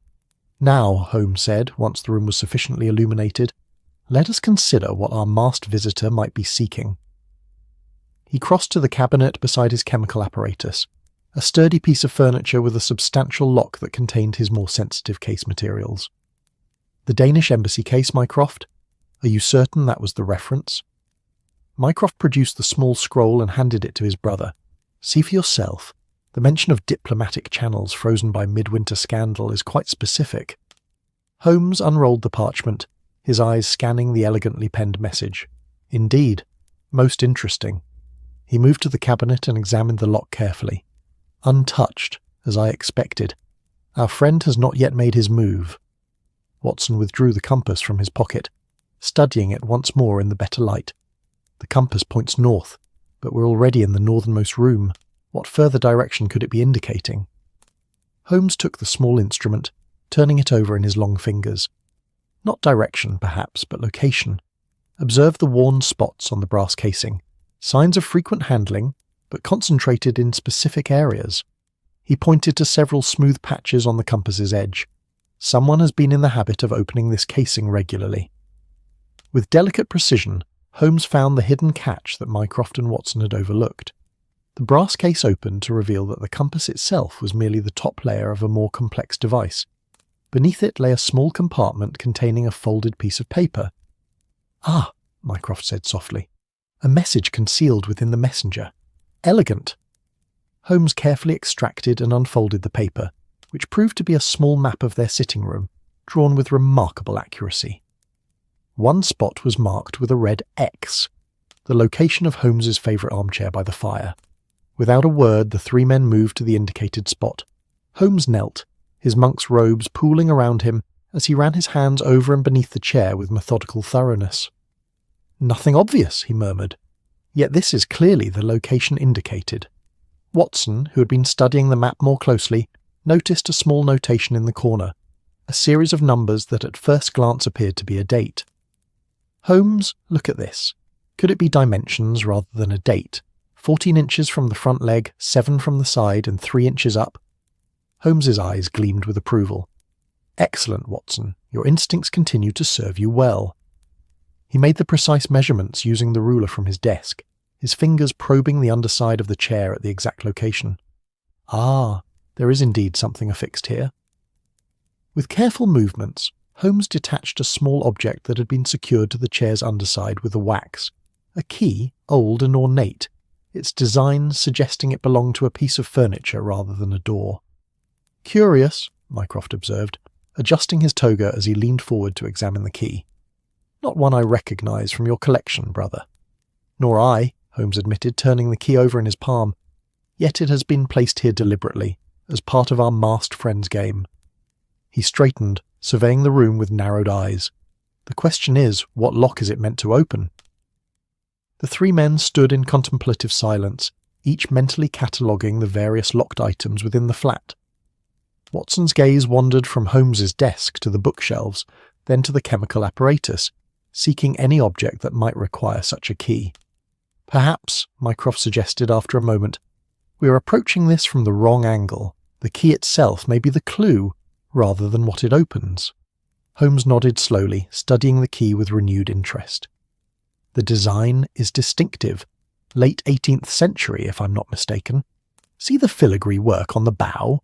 That particular pattern was fashionable during the reign of George III. Watson's eyes widened with sudden realization. "The portrait! Holmes, the key matches the one visible in that portrait we acquired last month, the one of your maternal grandmother that now hangs in my bedroom." Without waiting for confirmation, Watson led the way to his bedroom, where a modestly sized portrait hung on the wall opposite his bed. The painting depicted a handsome woman in late 18th century dress seated at a writing desk. On the desk beside her hand lay a key, rendered with the same distinctive filigree pattern as the one they had found. Holmes examined the portrait closely, his keen eyes noting details that others might miss. "The frame," he said finally. "It's been tampered with, recently." He ran his fingers along the wooden edge of the frame, finding a small, nearly invisible seam. "There's a compartment built into the frame itself. With careful pressure, a section of the frame's edge slid open, revealing a narrow space within." Holmes extracted a folded piece of paper, similar in appearance to the note left on the mantelpiece downstairs. He unfolded it, and the three men leaned in to read the message written in the same elegant hand. "Well done, Detectives 3. The hunt progresses splendidly. But time advances. Hear the chime. You're racing now against the time. The final prize awaits below, where music sweet and soft may flow. Find it before the midnight knell, or bid your treasure fond farewell." "Music," Mycroft mused. "Your violin, brother?" Holmes shook his head. "Too obvious, and the clue specifies below, suggesting we should return downstairs." "Mrs. Hudson's piano," Watson suggested, "in the downstairs sitting room." "Of course," Holmes agreed. "The instrument is rarely used, but she keeps it in tune for those occasions when musical guests might visit." The grandfather clock in the hallway chimed the half-hour, reminding them that midnight approached. With a shared glance of understanding, the three men made their way back down the stairs, Holmes once again pulling his cowl forward to maintain his monastic disguise. They returned to find the masquerade in full swing, the mysterious atmosphere created by the masked visitor's message having enhanced rather than dampened the festivities. Lestrade had apparently appointed himself the official investigator of the treasure hunt, and was examining the room with exaggerated thoroughness that drew laughs from the other guests. The masked figure remained in their corner, observing the proceedings with inscrutable silence. Holmes, Watson and Mycroft re-entered the sitting room separately, attempting to appear casual in their renewed interest in Mrs. Hudson's small piano that stood against one wall. The instrument, rarely played but lovingly maintained, was draped with a decorative shawl for the occasion, autumn leaves, and small candles arranged atop it as part of the Halloween decorations. Watson engaged Mrs. Turner in conversation near the piano, while Holmes drifted closer to the instrument, apparently deep in monastic contemplation. Mycroft positioned himself by the fireplace, his imposing presence drawing attention away from his brother's subtle movements. With a monk's practised patience, Holmes waited for the perfect moment when all eyes were directed elsewhere, then quickly lifted the piano's lid. Inside, nestled among the strings, lay a small velvet pouch tied with a silver cord. With fingers accustomed to handling delicate evidence, Holmes extracted the pouch and concealed it within his robes, letting the piano lid close silently. The grandfather clock began to chime for the 3/4 hour. 15 minutes remained until midnight, when, according to the masked visitor's riddle, the theft would occur. Holmes caught Watson's eye, then Mycroft's, a silent communication passing between them. The three withdrew once more to the hallway, where Holmes produced the velvet pouch. "The final piece of our puzzle, I presume," Mycroft commented, adjusting his laurel crown, which had begun to list slightly after the evening's exertions. Holmes untied the silver cord and emptied the pouch's contents into his palm, a small, intricately carved ivory chess piece. A knight. "Curious choice," Watson observed. The knight, the piece that moves in unexpected ways, following its own unique pattern on the board. "And traditionally carved to resemble a horse," Holmes added, examining the piece closely. "A horse that might bear a rider, or a messenger." The front door knocker sounded suddenly, the noise startlingly loud in the quiet hallway. The three men exchanged surprised glances as Mrs. Hudson emerged from the sitting room to answer it. On the doorstep stood a young constable, his uniform partially visible beneath a hastily donned overcoat, his expression suggesting urgent business. "Begging your pardon, ma'am," they heard him say, "but is Inspector Lestrade here? There's been a development in the Mortimer case that requires his immediate attention." The arrival of the young constable created a momentary ripple in the carefully orchestrated atmosphere of the masquerade. Mrs. Hudson, ever the perfect hostess, ushered him into the hallway with a mixture of concern and disappointment that the evening's festivities might be disrupted. The constable, clearly uncomfortable at intruding upon the Halloween gathering, kept his gaze fixed firmly on his rain-dampened boots, which were leaving small puddles on the polished floor. "Inspector Lestrade is indeed here," Mrs. Hudson informed him, gesturing toward the sitting room where laughter and conversation continued unabated, "though I'm afraid you may have some difficulty recognizing him in his current guise." Holmes, Watson and Mycroft remained in the shadowed portion of the hallway. The chess knight now safely returned to its velvet pouch and concealed within Holmes's monastic robes. They observed as Lestrade emerged from the sitting room, his devil horns now completely askew and his trident tucked awkwardly under one arm. "What's this about the Mortimer case, Jenkins?" Lestrade asked, his voice carrying the slight edge of a man who had been enjoying himself and was not pleased at the interruption. "I left explicit instructions that I was not to be disturbed unless the matter was of the utmost urgency." The young constable straightened, clearly intimidated by Lestrade's tone despite the incongruous devil costume. "Begging your pardon, Inspector, but there's been a development that Sergeant Wilkins thought you should know about immediately. A message was delivered to the yard not an hour ago, sir, concerning the evidence that went missing last week." Lestrade's expression sharpened, the last vestiges of his festive mood evaporating. "A message? From whom?" "That's just it, sir," the constable replied, lowering his voice. "It wasn't signed, but it contained information about the case that hasn't been made public. And there was something else, sir, a kind of riddle, or poem, along with it. Sergeant Wilkins thought it might be the same person who's been leaving those notes at the other crime scenes." Holmes and Watson exchanged glances, their interest piqued by this unexpected development.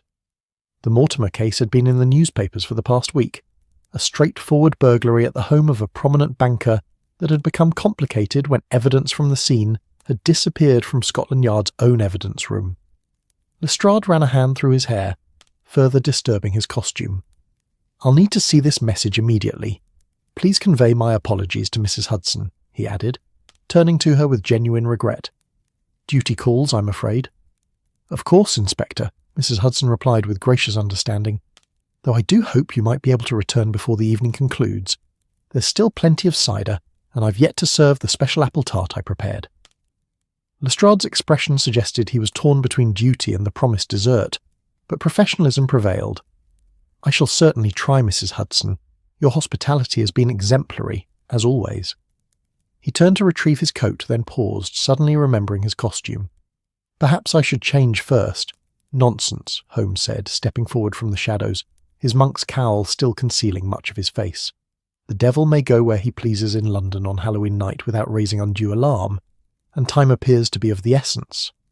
Lestrade seemed startled by Holmes's sudden appearance, but nodded in acknowledgement of the practical advice. "Right you are, Mr. Holmes, though I dare say the lads at the yard will have something to say about it." He donned his overcoat, which covered much of the costume but did nothing to disguise the tilted horns still affixed to his forehead. With a final apologetic nod to Mrs. Hudson, he followed the constable out into the foggy night. As the door closed behind them, Watson turned to Holmes with a raised eyebrow. "Curious timing, wouldn't you say? A mysterious message at Scotland Yard while we ourselves are engaged in unravelling cryptic clues here at Baker Street."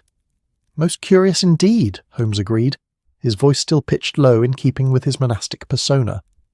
"One might almost suspect a connection, though that would imply a level of orchestration beyond a simple Halloween prank." Mycroft, who had been observing the exchange with characteristic detachment, now spoke. "The chess knight remains our most immediate concern. What significance do you attach to it, Sherlock?" Holmes withdrew the velvet pouch and once again emptied the ivory chess piece into his palm. "It is an exquisite piece of craftsmanship," he observed, turning it to catch the light from the hallway lamp. "Late 19th century, judging by the carving style and almost certainly from a set of some value. Note the attention to detail in the horse's mane and the knight's armour. But why this particular piece, Watson wondered? And what connection does it have to the masked visitor's riddle about a theft before midnight? Before Holmes could respond, Mrs. Hudson appeared at the sitting-room door. "Gentlemen, your presence is missed inside, and our mysterious guest has been asking for you, or rather gesturing quite insistently toward your absence." "We shall rejoin the festivities momentarily, Mrs. Hudson," Holmes assured her, slipping the chess piece back into its pouch. "A brief consultation on a matter of minor importance." Mrs. Hudson's expression suggested she was not entirely convinced, but was too polite to press the issue. "Very well, though I should mention that the grandfather clock is about to strike 11.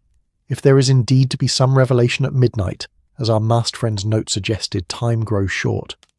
As she returned to her guests, the three men drew closer together, their voices dropping to ensure privacy. "The chess knight," Mycroft mused, "suggests strategy, movement in unexpected patterns. A player who thinks several moves ahead." "It may also be a specific reference," Holmes added. "Watson, do you recall our visitor from last spring?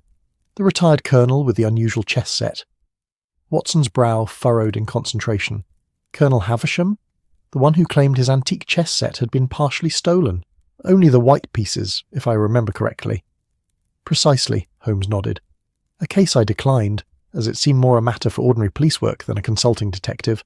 The colonel was most displeased with my refusal." "You suspect this is Havisham's knight?" Mycroft asked, his tone suggesting he was following his brother's reasoning. "It would explain much," Holmes replied. "The elaborate game, the focus on theft, the theatrical presentation, all consistent with a man of the colonel's background and temperament. He served in India for many years and developed a fondness for elaborate puzzles and games of strategy." The grandfather clock began to strike 11, its deep tones reverberating through the hallway. The sound seemed to galvanize Holmes, who straightened, tucking the velvet pouch securely within his robes. "Let us return to the gathering," he said. "If my theory is correct, our masked visitor will make another move as midnight approaches, and I believe it would be most instructive to observe his reaction to the chess knight's apparent disappearance." The three men re-entered the sitting-room, where the Halloween masquerade continued in full swing despite Lestrade's departure. The absence of the inspector had been noted but not dwelled upon, the remaining guests having turned their attention to a game of charades, organised by Mrs. Turner's niece. The masked figure stood apart from this activity, their posture suggesting alert observation rather than withdrawn disinterest. Holmes returned to his corner, once again the silent monk, while Watson rejoined a small group near the refreshment table. Mycroft positioned himself by the fireplace, his senatorial presence drawing natural attention and providing excellent cover for his own careful observations of the room. Mrs. Hudson approached Holmes, a cup of cider in her hand. "I thought you might like a refreshment, Mr. Holmes," she said, offering him the steaming cup. "It's growing rather late, and the night has held more excitement than perhaps any of us anticipated." Holmes accepted the cider with a gracious nod, his eyes never leaving the masked figure across the room. "Your hospitality has been exemplary as always, Mrs. Hudson. I trust the evening has met your expectations despite its unexpected developments?" A smile warmed the landlady's face. "Indeed it has, Mr. Holmes. There's nothing like a bit of mystery to enliven a gathering, especially on Halloween night."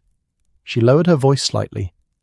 "Though between ourselves, I begin to suspect our mysterious visitor may be known to you. The way they watch your movements suggests a personal interest rather than mere theatrical mischief." Holmes's eyebrow rose slightly beneath his cowl.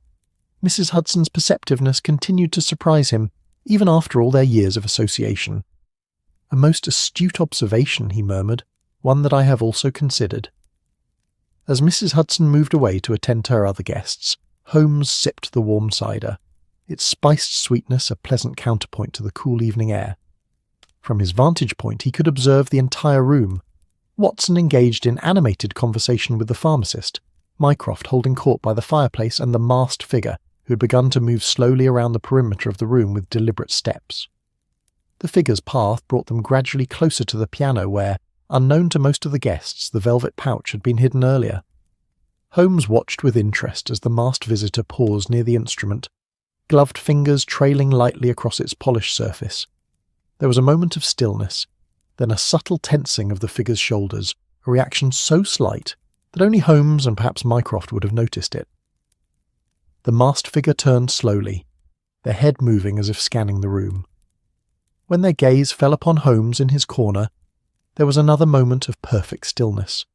Then, with deliberate grace, the figure reached within their cloak and withdrew an envelope identical to the one they had placed on the mantelpiece earlier. This time, however, they approached Holmes directly, extending the envelope with a formal bow. A hush fell over the sitting room as the other guests noticed this development. Mrs. Turner whispered something to her niece, while the pharmacist and his wife exchanged meaningful glances. Mrs. Hudson, ever the perfect hostess, merely smiled and continued arranging a plate of gingerbread, though her attention was clearly focused on the interaction. Holmes accepted the envelope with a monk's humble nod, maintaining his character even as he broke the red wax seal and extracted the note within. The assembled guests watched in anticipation as his eyes moved across the page. After a moment, he raised his gaze to the masked figure.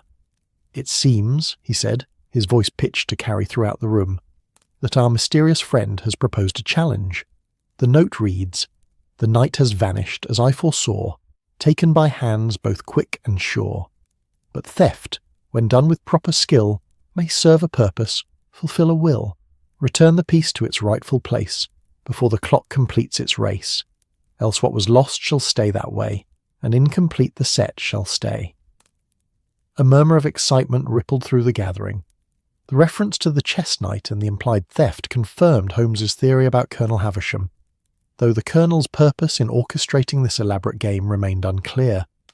The masked figure made an expansive gesture, sweeping their arm to indicate the entire room, then pointed dramatically to the grandfather clock visible through the doorway. The message was clear. The chess piece was to be returned somewhere within this room before midnight struck. "But where is its rightful place?" Watson wondered aloud, having moved to stand beside Holmes. "And what exactly happens at midnight?" The masked figure reached once more into their cloak and withdrew a small object that gleamed in the candlelight. A second chess piece, identical in style to the knight, but shaped as a rook or castle. They placed it on the mantelpiece with ceremonial precision, then stepped back, their posture suggesting expectation. A demonstration, Mycroft observed, approaching from the fireplace. Our friend is showing us where the night belongs, with its companion piece. Holmes nodded slowly. The Colonel is completing his chess set piece by piece through this elaborate game. The question remains, why involve us in such a theatrical manner? The masked figure, Colonel Havisham, if Holmes's deduction was correct, made another gesture, pointing first to Holmes, then to the clock, then drawing a finger across their throat in a dramatic slicing motion. I believe our friend is suggesting that time grows short, Watson interpreted, and that failure will have consequences. Theatrical to the last, Holmes murmured. He withdrew the velvet pouch from within his robes, aware that all eyes in the room were now fixed upon him. With deliberate movements, he removed the ivory knight and held it up for all to see. I believe this is what our masked visitor seeks. A collective gasp rose from the guests who had not been privy to the earlier discovery. Mrs. Hudson clasped her hands in delight at this new development in the evening's entertainment, while Miss Peterson applauded spontaneously, then covered her mouth in embarrassment at her own enthusiasm. The masked figure extended a gloved hand, clearly expecting Holmes to return the chess piece directly to them. Instead, Holmes stepped forward and placed the knight on the mantelpiece beside the rook, the two ivory pieces gleaming like ghosts in the flickering light. The proper set, he said, addressing the masked visitor directly. Though I suspect these are merely two pieces of a larger collection. The white knight and rook from Colonel Havisham's stolen chess set, if I'm not mistaken. The sitting room fell completely silent. Even Mrs. Hudson's perpetual motion about the room stilled as all attention focused on the interaction between Holmes and the mysterious visitor. For a long moment nothing happened. Then, with a fluid motion that spoke of theatrical training, the masked figure reached up and removed their Venetian mask. The face revealed belonged, as Holmes had deduced, to Colonel Archibald Havisham, his distinctive white moustache and imperial bearing unmistakable despite the dramatic costume. His expression held a mixture of resignation and amusement as he executed another formal bow. "Well deduced, Mr. Holmes," the Colonel said, his voice carrying the crisp authority of decades of military command, "though I expected no less from a man of your reputation." "The question remains, Colonel," Holmes replied, "as to why you chose this particular method of, shall we say, engagement? A simple visit during consulting hours would have sufficed." Colonel Havisham's moustache twitched with barely suppressed mirth. "Where would be the challenge in that? After you declined my case last spring, quite rudely I might add, I was determined to present it to you in a manner you could not refuse." He gestured to the chess pieces on the mantelpiece. "These are but 2 of the 12 white pieces stolen from my collection, irreplaceable family heirlooms, carved by my grandfather during his time in India." "And the remainder?" Mycroft inquired, adjusting his toga with the dignified air of a true Roman senator. "I presume you have a theory as to their location?" "Indeed, sir," the Colonel replied, inclining his head respectfully toward the elder Holmes. "I believe they were taken by my former secretary, a man who had access to my home and who disappeared shortly after the theft. The remaining pieces have been appearing one by one in curious locations throughout London over the past month." Watson's brow furrowed in confusion. But why not simply report this to Scotland Yard? Surely Lestrade would have... He stopped suddenly, a new understanding dawning on his face. The Mortimer case. That message that called Lestrade away. A necessary diversion, Colonel Havisham admitted, without a trace of remorse. "I required Mr. Holmes's undivided attention for this final phase of recovery. Inspector Lestrade will find nothing amiss at Scotland Yard, merely a note explaining that the message was a Halloween prank by some of the younger constables." Holmes's expression remained impassive, though Watson detected a subtle shift in his posture that suggested grudging admiration for the Colonel's elaborate scheme. "And the remaining chess pieces, you believe they are here in this house?" "I know they are," Colonel Havisham replied with absolute certainty. "My investigation has traced them to a specific location within these walls. The knight and rook were merely the beginning. Tests, if you will, of your willingness to engage with the puzzle. The true challenge awaits." The grandfather clock in the hallway began to chime for the 3/4 hour. 15 minutes remained until midnight, when, according to the Colonel's riddle, something significant would occur.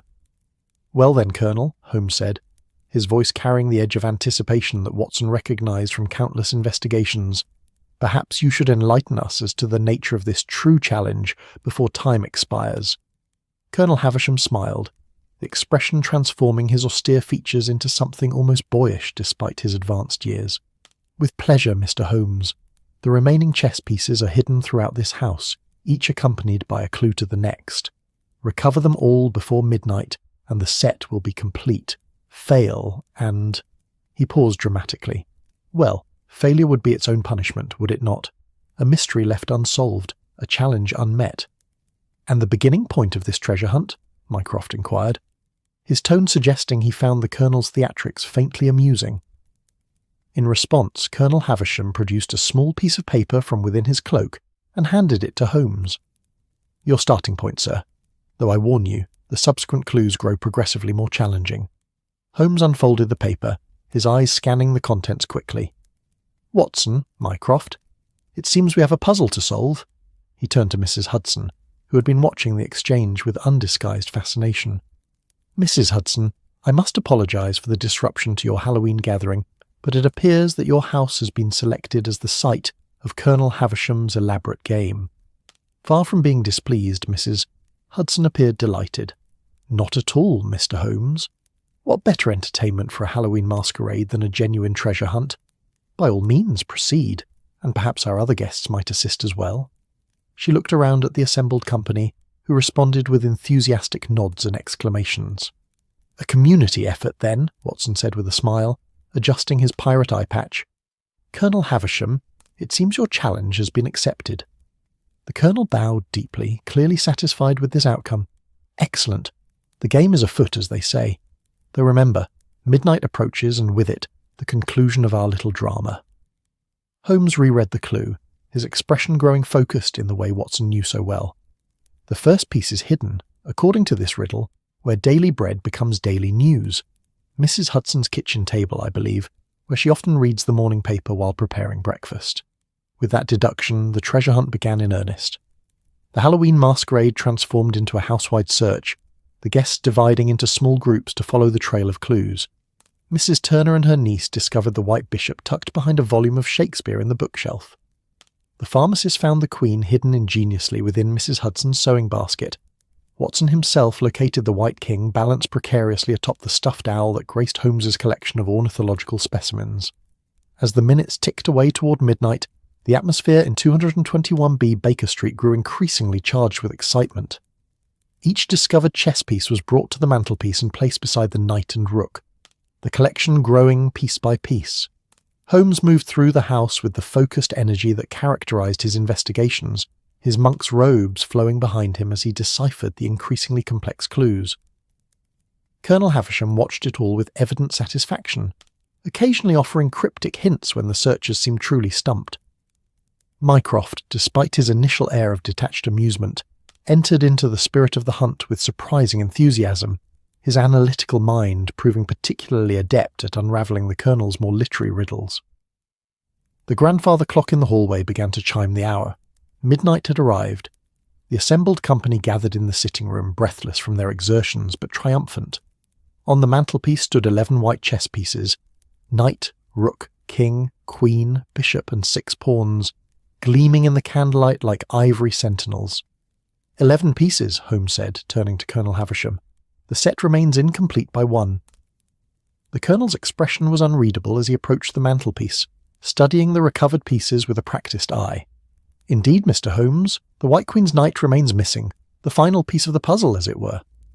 "And its location?" Mycroft inquired, adjusting his laurel crown, which had become decidedly askew during the treasure hunt. Colonel Havisham smiled enigmatically. "That, sir, is the true mystery, for I myself do not know where it lies." The grandfather clock's final chime of midnight echoed through the sitting room of 221B Baker Street, its resonant tone hanging in the air like an unfinished question. Colonel Havisham's revelation that the final chess piece, the White Queen's knight, remained not only unfound but its location unknown even to him, had created a palpable shift in the atmosphere. What had begun as an elaborate Halloween game had suddenly transformed into a genuine mystery. Holmes stood before the mantelpiece, studying the 11 recovered chess pieces with the same intense focus he might give to critical evidence at a crime scene. The ivory figures gleamed in the candlelight, their craftsmanship exceptional, each piece a small masterpiece of carving, from the regal posture of the king to the delicate features of the pawns. The absence of the 12th piece was conspicuous, like a missing tooth in an otherwise perfect smile. "You say you don't know the location of the final piece, Colonel," Holmes said, turning to face Havisham. "Yet you orchestrated this elaborate treasure hunt with considerable precision. The contradiction is intriguing." Colonel Havisham straightened his shoulders, the theatrical flair of his masked persona giving way to the more straightforward bearing of a military man.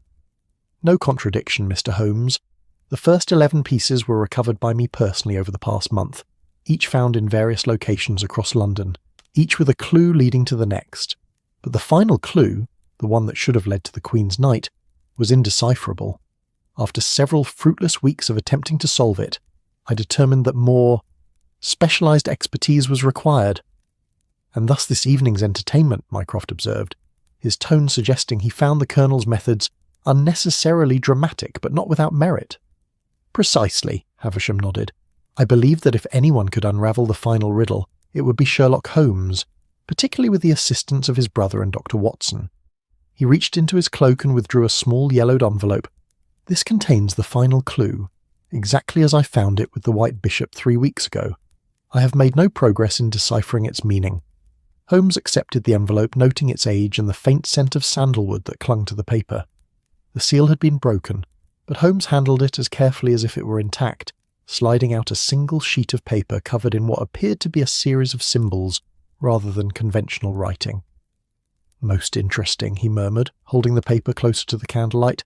"A cipher, though not one I immediately recognize." He glanced at Mycroft. "Your thoughts, brother?" Mycroft studied the paper over Holmes's shoulder, his expression thoughtful. Not a standard diplomatic cipher, certainly. Something more personal. Note the recurring elements that suggest a substitution cipher rather than a transposition. The remaining guests had gathered around, their Halloween costumes creating a surreal tableau as they peered at the mysterious document. Mrs. Hudson, still in her wise woman's garb, pressed closer with undisguised curiosity. "Is it a foreign language, Mr. Holmes?" she asked. "Those squiggles don't look like any writing I've ever seen." "Not foreign, Mrs. Hudson, but private," Holmes replied. "A language invented for the sole purpose of concealment. A personal cipher used by someone intimately connected to these chess pieces." He turned to Colonel Havisham. "Tell me more about your former secretary, the man you suspect of the original theft. What was his background, his interests?" Colonel Havisham's moustache twitched as he considered the question.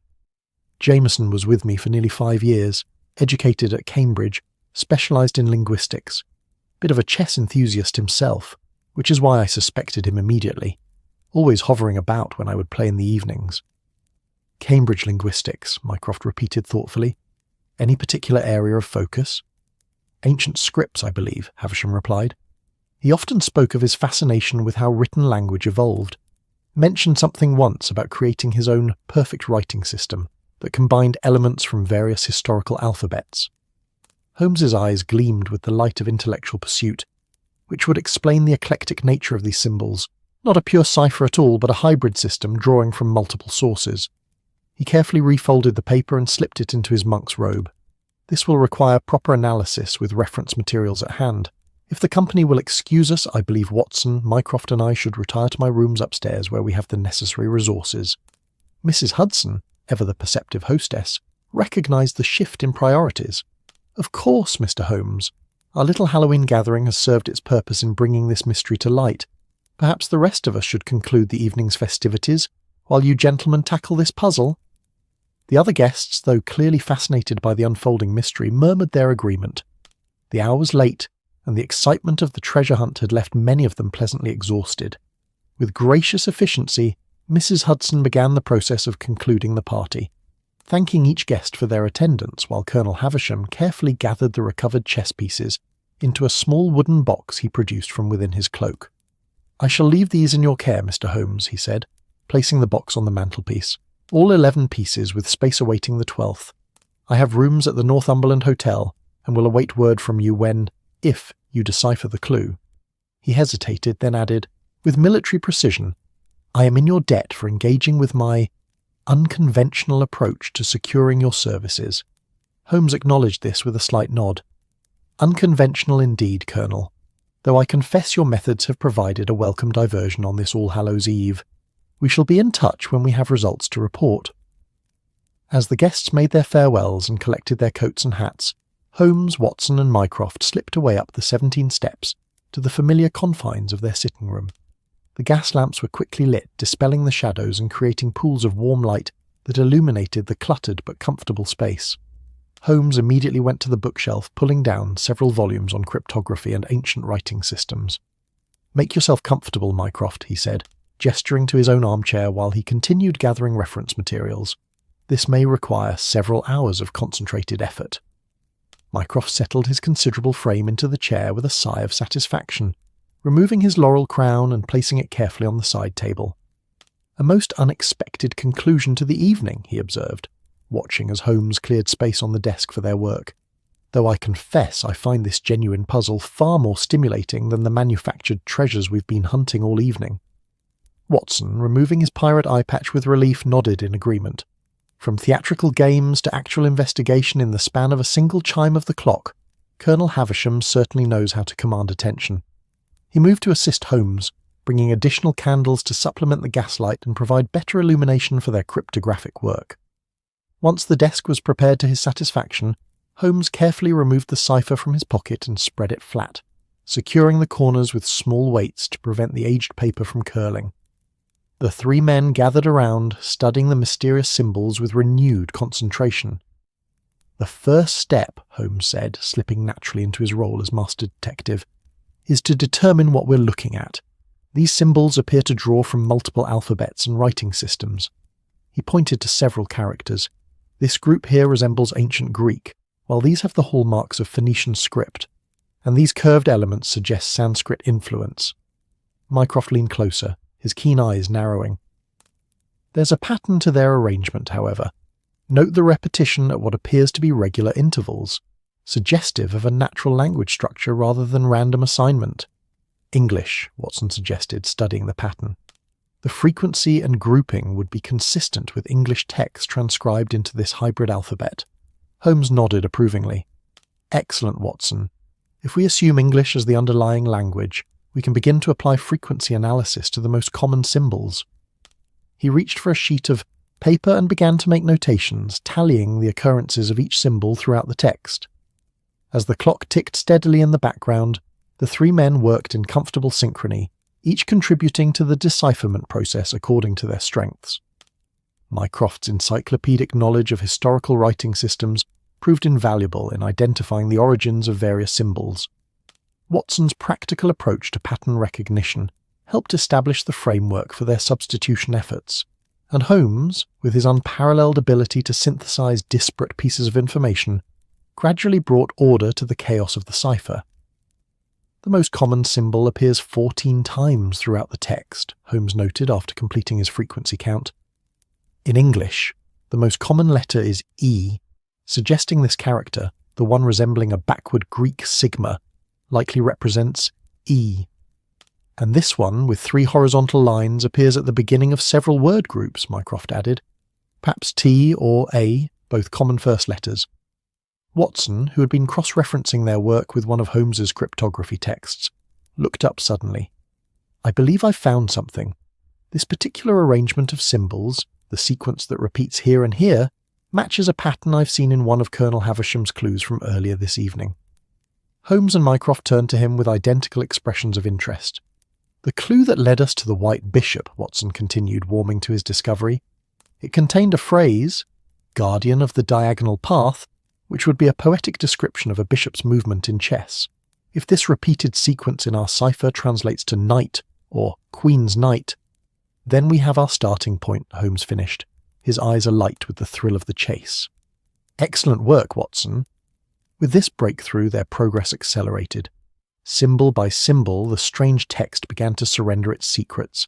Holmes filled sheet after sheet with tentative translations, crossing out and revising as new patterns emerged and confirmed their hypotheses.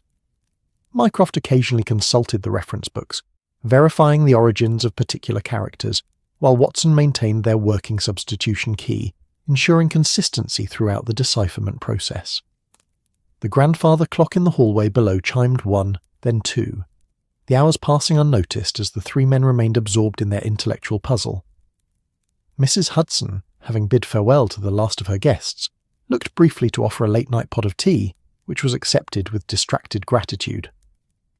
"I've nearly completed the first section," Holmes announced as the clock approached 3 a.m. "It appears to be a narrative rather than simply a location clue, a story of sorts." He cleared his throat and read from his translation. "The Queen's Knight travels where others cannot, moving in patterns, unexpected yet precise. It alone among the pieces knows the secret path, the way between direct and diagonal that confounds those who think in straight lines." "Poetic," Mycroft commented dryly, "but hardly helpful in terms of practical location." "There's more," Holmes continued, turning to the next section of his translation. "Its resting place lies where the spiral meets the square, where time turns back upon itself without moving forward." Watson frowned, rubbing his tired eyes. "That sounds more like philosophical musing than a concrete clue." "Perhaps," Holmes agreed, "though in my experience, even the most abstract riddle contains literal elements when properly interpreted." He continued working through the remaining symbols, his pen scratching steadily across the paper as dawn approached. Outside, the heavy fog had begun to thin slightly, the first pale light of November 1st filtering through in weak, watery rays. The Halloween masquerade had ended, its costumes and pretenses set aside, but the mystery it had unveiled continued to unfold in the quiet concentration of the sitting room at 221B. Finally, as the mantel clock chimed 5, Holmes sat back in his chair with an expression of satisfaction. "I believe I have it, the complete translation." He arranged his papers in order and began to read the fully deciphered text. "The Queen's Knight travels where others cannot, moving in patterns unexpected yet precise. It alone among the pieces knows the secret path, the way between direct and diagonal that confounds those who think in straight lines. Its resting place lies where the spiral meets the square, where time turns back upon itself without moving forward. Look to the heart of Baker Street, to the centre of the labyrinth where the Guardian keeps watch over the passage of hours. The knight awaits the player who understands that in chess, as in life, the most valuable movements often appear the least direct." A moment of silence followed this reading, as all three men considered the implications of the decoded message. "The Guardian who keeps watch over the passage of hours," Watson repeated thoughtfully. "That suggests a clock of some kind." "Indeed," Mycroft agreed, and combined with the reference to spirals and squares and time turning back upon itself. Holmes's eyes suddenly widened with comprehension. "Of course, it's been before us all evening." He rose from the desk with renewed energy, despite the hours of concentrated work. "Mrs. Hudson's grandfather's clock in the hallway. The face is square, but the mechanism inside moves in circular, spiral patterns, and it literally measures time turning back upon itself, hour after hour." The three men exchanged glances of mutual understanding, then moved as one toward the door and down the stairs. The hallway below lay in pre-dawn dimness, the grandfather clock standing like a silent sentinel against the wall. Its pendulum swung with hypnotic regularity, marking the seconds with metronomic precision as it had done throughout the night's events. Holmes approached the clock with careful reverence, his keen eyes examining every aspect of its construction. "The heart of Baker Street," he murmured, "the central timekeeper of this house, from which all activities are measured and regulated." "But how does one access the interior without damaging the clock itself?" Watson wondered, studying the polished wooden case with its locked front panel. Holmes's lips curved in a slight smile. "One doesn't need to. Observe the carved decorations around the clock face." He pointed to the ornate woodwork surrounding the dial, where intricate patterns of leaves and flowers had been crafted by a master artisan of a previous century. "Note this particular motif at the 6 o'clock position, a stylized rose with an unusual centre." Mycroft leaned closer, his eyes narrowing. "It appears to protrude slightly more than the others." "Precisely," Holmes nodded. With careful fingers he pressed the centre of the carved rose. There was a soft click, and a small, previously invisible drawer slid outward from beneath the clock face. And there, nestled on a bed of faded velvet, lay the missing White Queen's Knight, the final piece of Colonel Havisham's chess set. Holmes lifted the ivory piece carefully, holding it up to catch the first light of dawn that now filtered through the hallway window. The craftsmanship matched the other pieces perfectly, the knight's horse head carved with exceptional detail and artistry. "The complete set," Watson said softly, "all 12 pieces recovered." "And the mystery solved," Mycroft added with satisfaction. "A fitting conclusion to our Halloween adventure." Holmes turned the chess piece in his fingers, studying it from all angles before placing it carefully on the small table beside the clock. "Not quite concluded," he corrected gently. "We still have the matter of how the pieces came to be scattered throughout London in the first place, and the question of Colonel Havisham's secretary, his motive for the original theft and his purpose in creating this elaborate treasure hunt." Watson suppressed a yawn, the night's exertions finally catching up with him. Questions for daylight hours, perhaps, after some much-needed rest. Holmes's gaze remained on the Ivory Knight, his expression suggesting his mind was already racing ahead to the next phase of the investigation. "Of course, Watson, you and Mycroft should certainly retire. I believe I'll send a telegram to Colonel Havisham informing him of our success, then perhaps review my notes on similar cases of theft and redemption." As Watson and Mycroft exchanged knowing glances, both well acquainted with Holmes's tireless pursuit of intellectual puzzles, the first full rays of November sunlight broke through the thinning fog outside, casting long golden beams across the hallway floor. The Halloween masquerade had ended, but as with all good mysteries, its resolution promised to be just as intriguing as the puzzle itself. The morning light of November first filtered through the windows of 221B Baker Street, transforming the familiar sitting room with its golden touch. The remnants of Halloween night lay scattered about, Holmes's monk habit draped over a chair, Watson's pirate accessories piled on the side table, and the 11 recovered chess pieces arranged in precise formation on the desk. The 12th piece, the White Queen's Knight found in the secret compartment of Mrs. Hudson's grandfather clock, occupied the place of honour at the centre. Holmes stood by the window, his tall figure silhouetted against the pale autumn light. He had changed from his costume into his usual attire, though his hair remained slightly dishevelled from the night's exertions. In one hand he held a telegram that had arrived minutes earlier, in the other the recovered chess knight, which he turned absently between his fingers as he contemplated the message. "Colonel Havisham will join us at 11, he announced, glancing at the mantel clock that showed 9:30. "His telegram expresses considerable enthusiasm at our success." Watson, who had managed a few hours of sleep and now sat with a reviving cup of coffee, nodded appreciatively. "I imagine he's quite eager to reclaim his complete chess set after such an elaborate recovery process." He stifled a yawn, still feeling the effects of their late-night cryptographic efforts. "What of Mycroft? Will he be joining us for this final act?" "My brother," Holmes replied with a hint of amusement, "has returned to his rooms at the Diogenes Club, citing excessive socialization as a threat to his digestive equilibrium. He sends his regards and requests a full accounting of any further developments." He placed the chess knight back with its companions and turned fully from the window. "However, I've taken the liberty of inviting another guest to our gathering, Inspector Lestrade, who I believe deserves an explanation for his Halloween diversion." Watson's eyebrows rose. "You've informed Lestrade about Colonel Havisham's deception regarding the Mortimer case message?" "Not explicitly," Holmes admitted, moving to his desk where several open reference books still lay from their night's work. "But I suggested that the conclusion to our Halloween mystery might shed light on his abrupt summons to Scotland Yard. He responded with remarkably good humour, considering he missed Mrs. Hudson's special apple tart."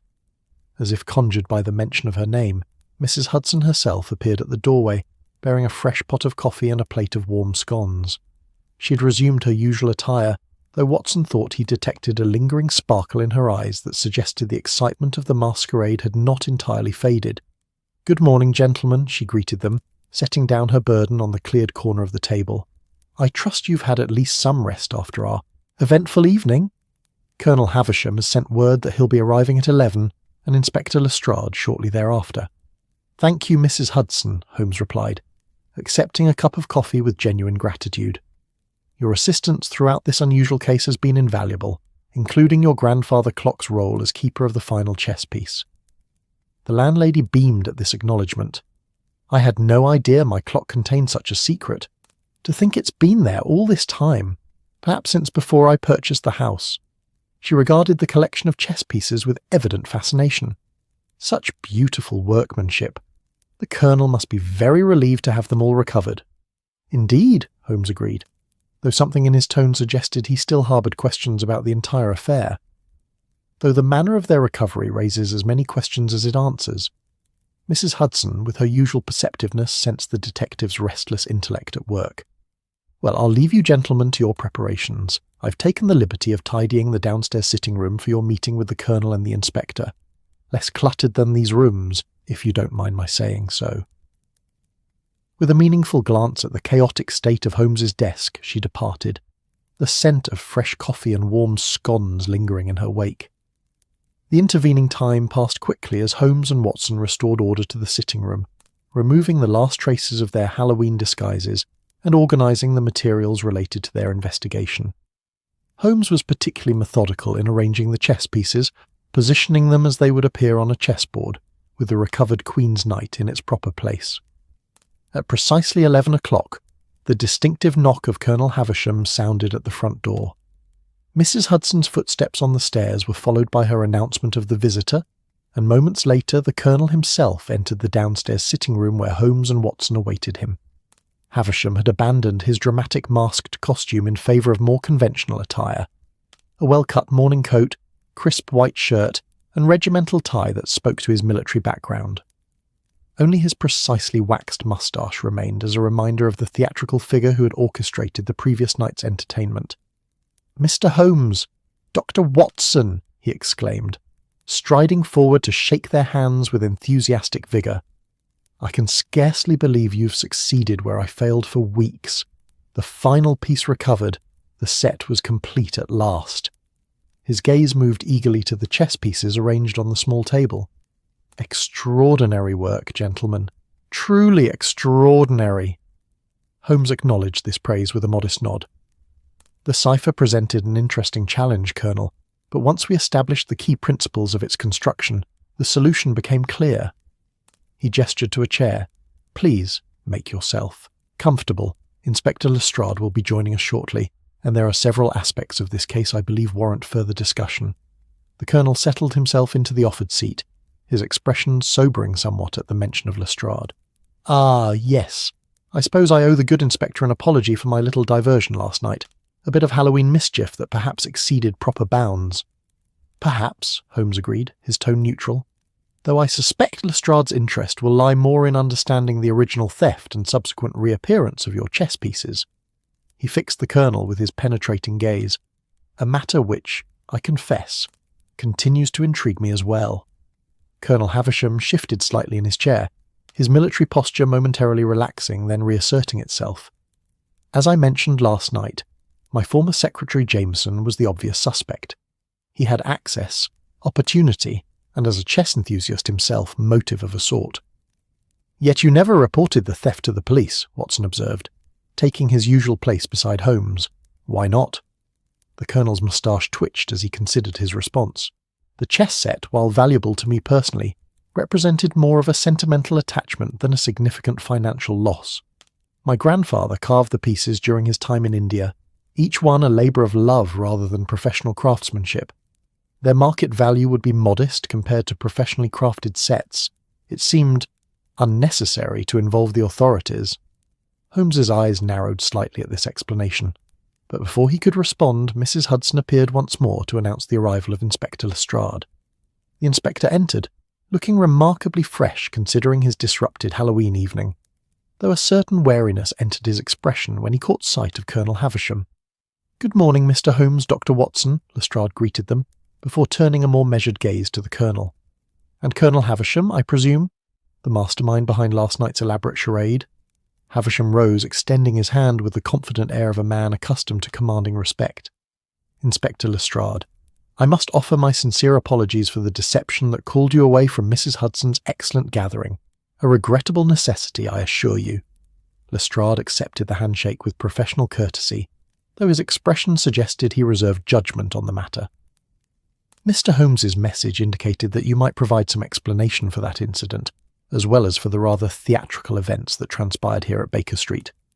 "Indeed," Holmes interjected, gesturing for Lestrade to take a seat, "though I believe the full explanation may be somewhat different than the Colonel himself has suggested."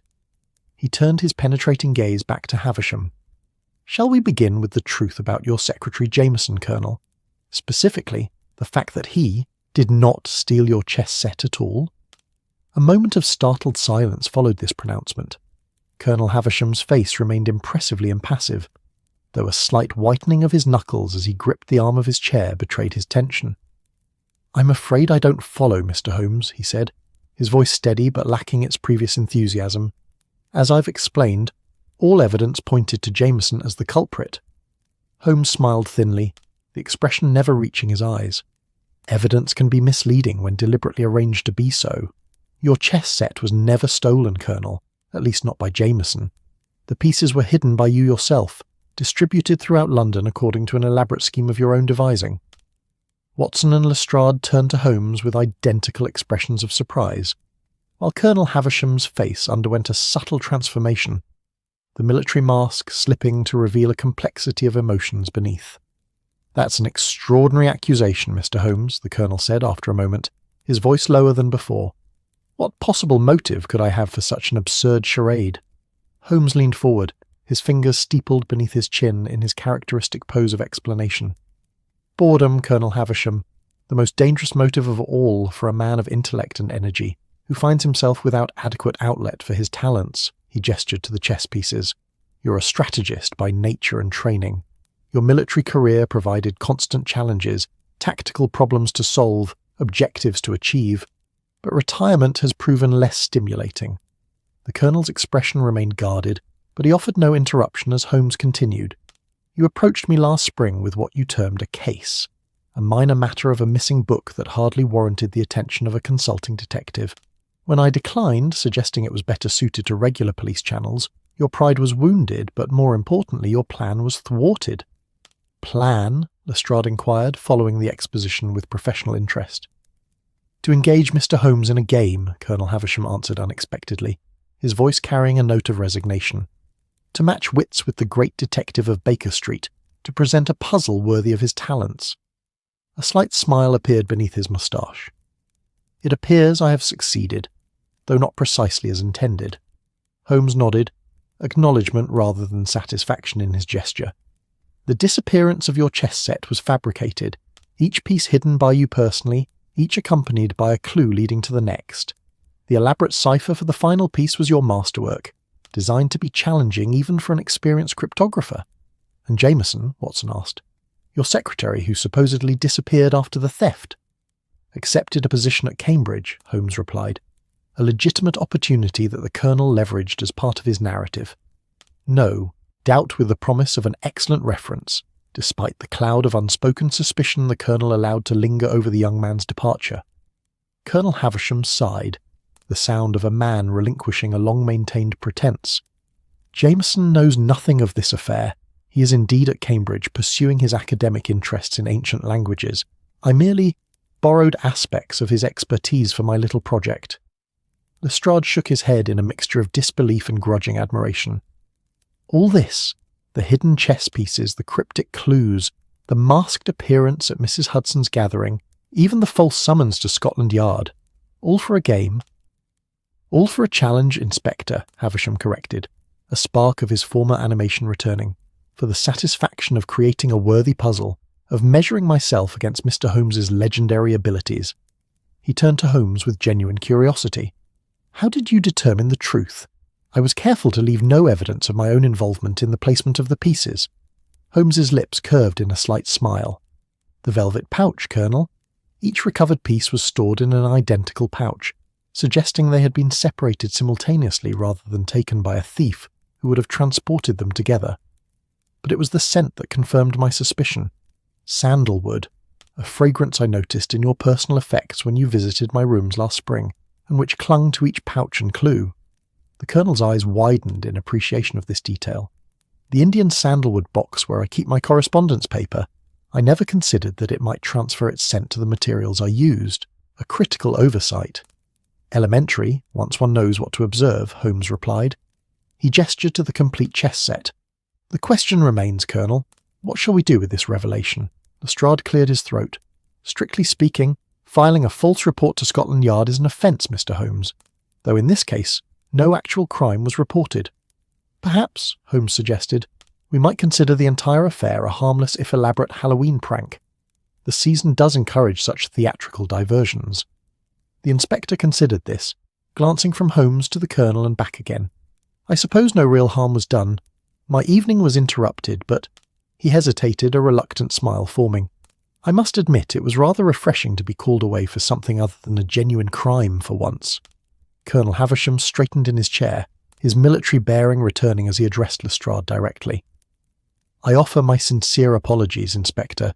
It was never my intention to divert police resources unnecessarily, merely to ensure Mr. Holmes's undivided attention for the final act of my little drama. Lestrade nodded, apparently satisfied with this acknowledgement. Well then, consider the matter closed, though perhaps in the future, Colonel, you might channel your considerable talents for strategy into more conventional pastimes? Indeed, Holmes agreed, rising to conclude the meeting. Chess, for instance, is an excellent outlet for tactical thinking, and should you find yourself in need of a worthy opponent, Colonel Havisham, I would be happy to oblige, though I warn you, I prefer my games without quite so many theatrical flourishes. The Colonel laughed, the sound genuine and relieved. A generous offer, Mr. Holmes, one I shall certainly accept. He stood, gathering his recovered chess set with careful hands. And a fitting conclusion to our Halloween masquerade. All masks removed, all mysteries resolved, and new connections forged in their place. As Watson showed their visitors out, the autumn sunlight strengthened outside the windows of Baker Street. The fog had lifted entirely now, revealing a crisp November day that promised clarity after the mysterious atmosphere of Halloween night. Holmes stood by the window once more, watching as Colonel Havisham and Inspector Lestrade departed together, apparently engaged in amicable conversation, despite the unusual circumstances of their acquaintance. Well, Watson, Holmes remarked as his friend rejoined him, a satisfactory conclusion to what proved a more stimulating case than it initially appeared. Watson smiled, settling into his familiar chair. Indeed, though I confess I'm rather looking forward to a quiet evening without masks, ciphers, or midnight revelations. Holmes's answering smile held a rare warmth. As am I, old friend. Though I suspect Mrs. Hudson may have different ideas, I noticed her making notes this morning about a Christmas gathering that appeared to involve costumes of some sort. The two friends shared a laugh as the last echoes of their Halloween adventure faded into memory, leaving behind only the chess piece that Holmes had kept. The White Knight, with its unique ability to move in unexpected ways, a fitting memento of the masquerade at Baker Street. That's our story tonight. Are you drifting off beneath the glowing lights of Tokyo, the quiet breeze of Lisbon, the ocean hush of Maui, or the timeless charm of Paris? If this tale brought you peace, like the episode and subscribe for more nights like this.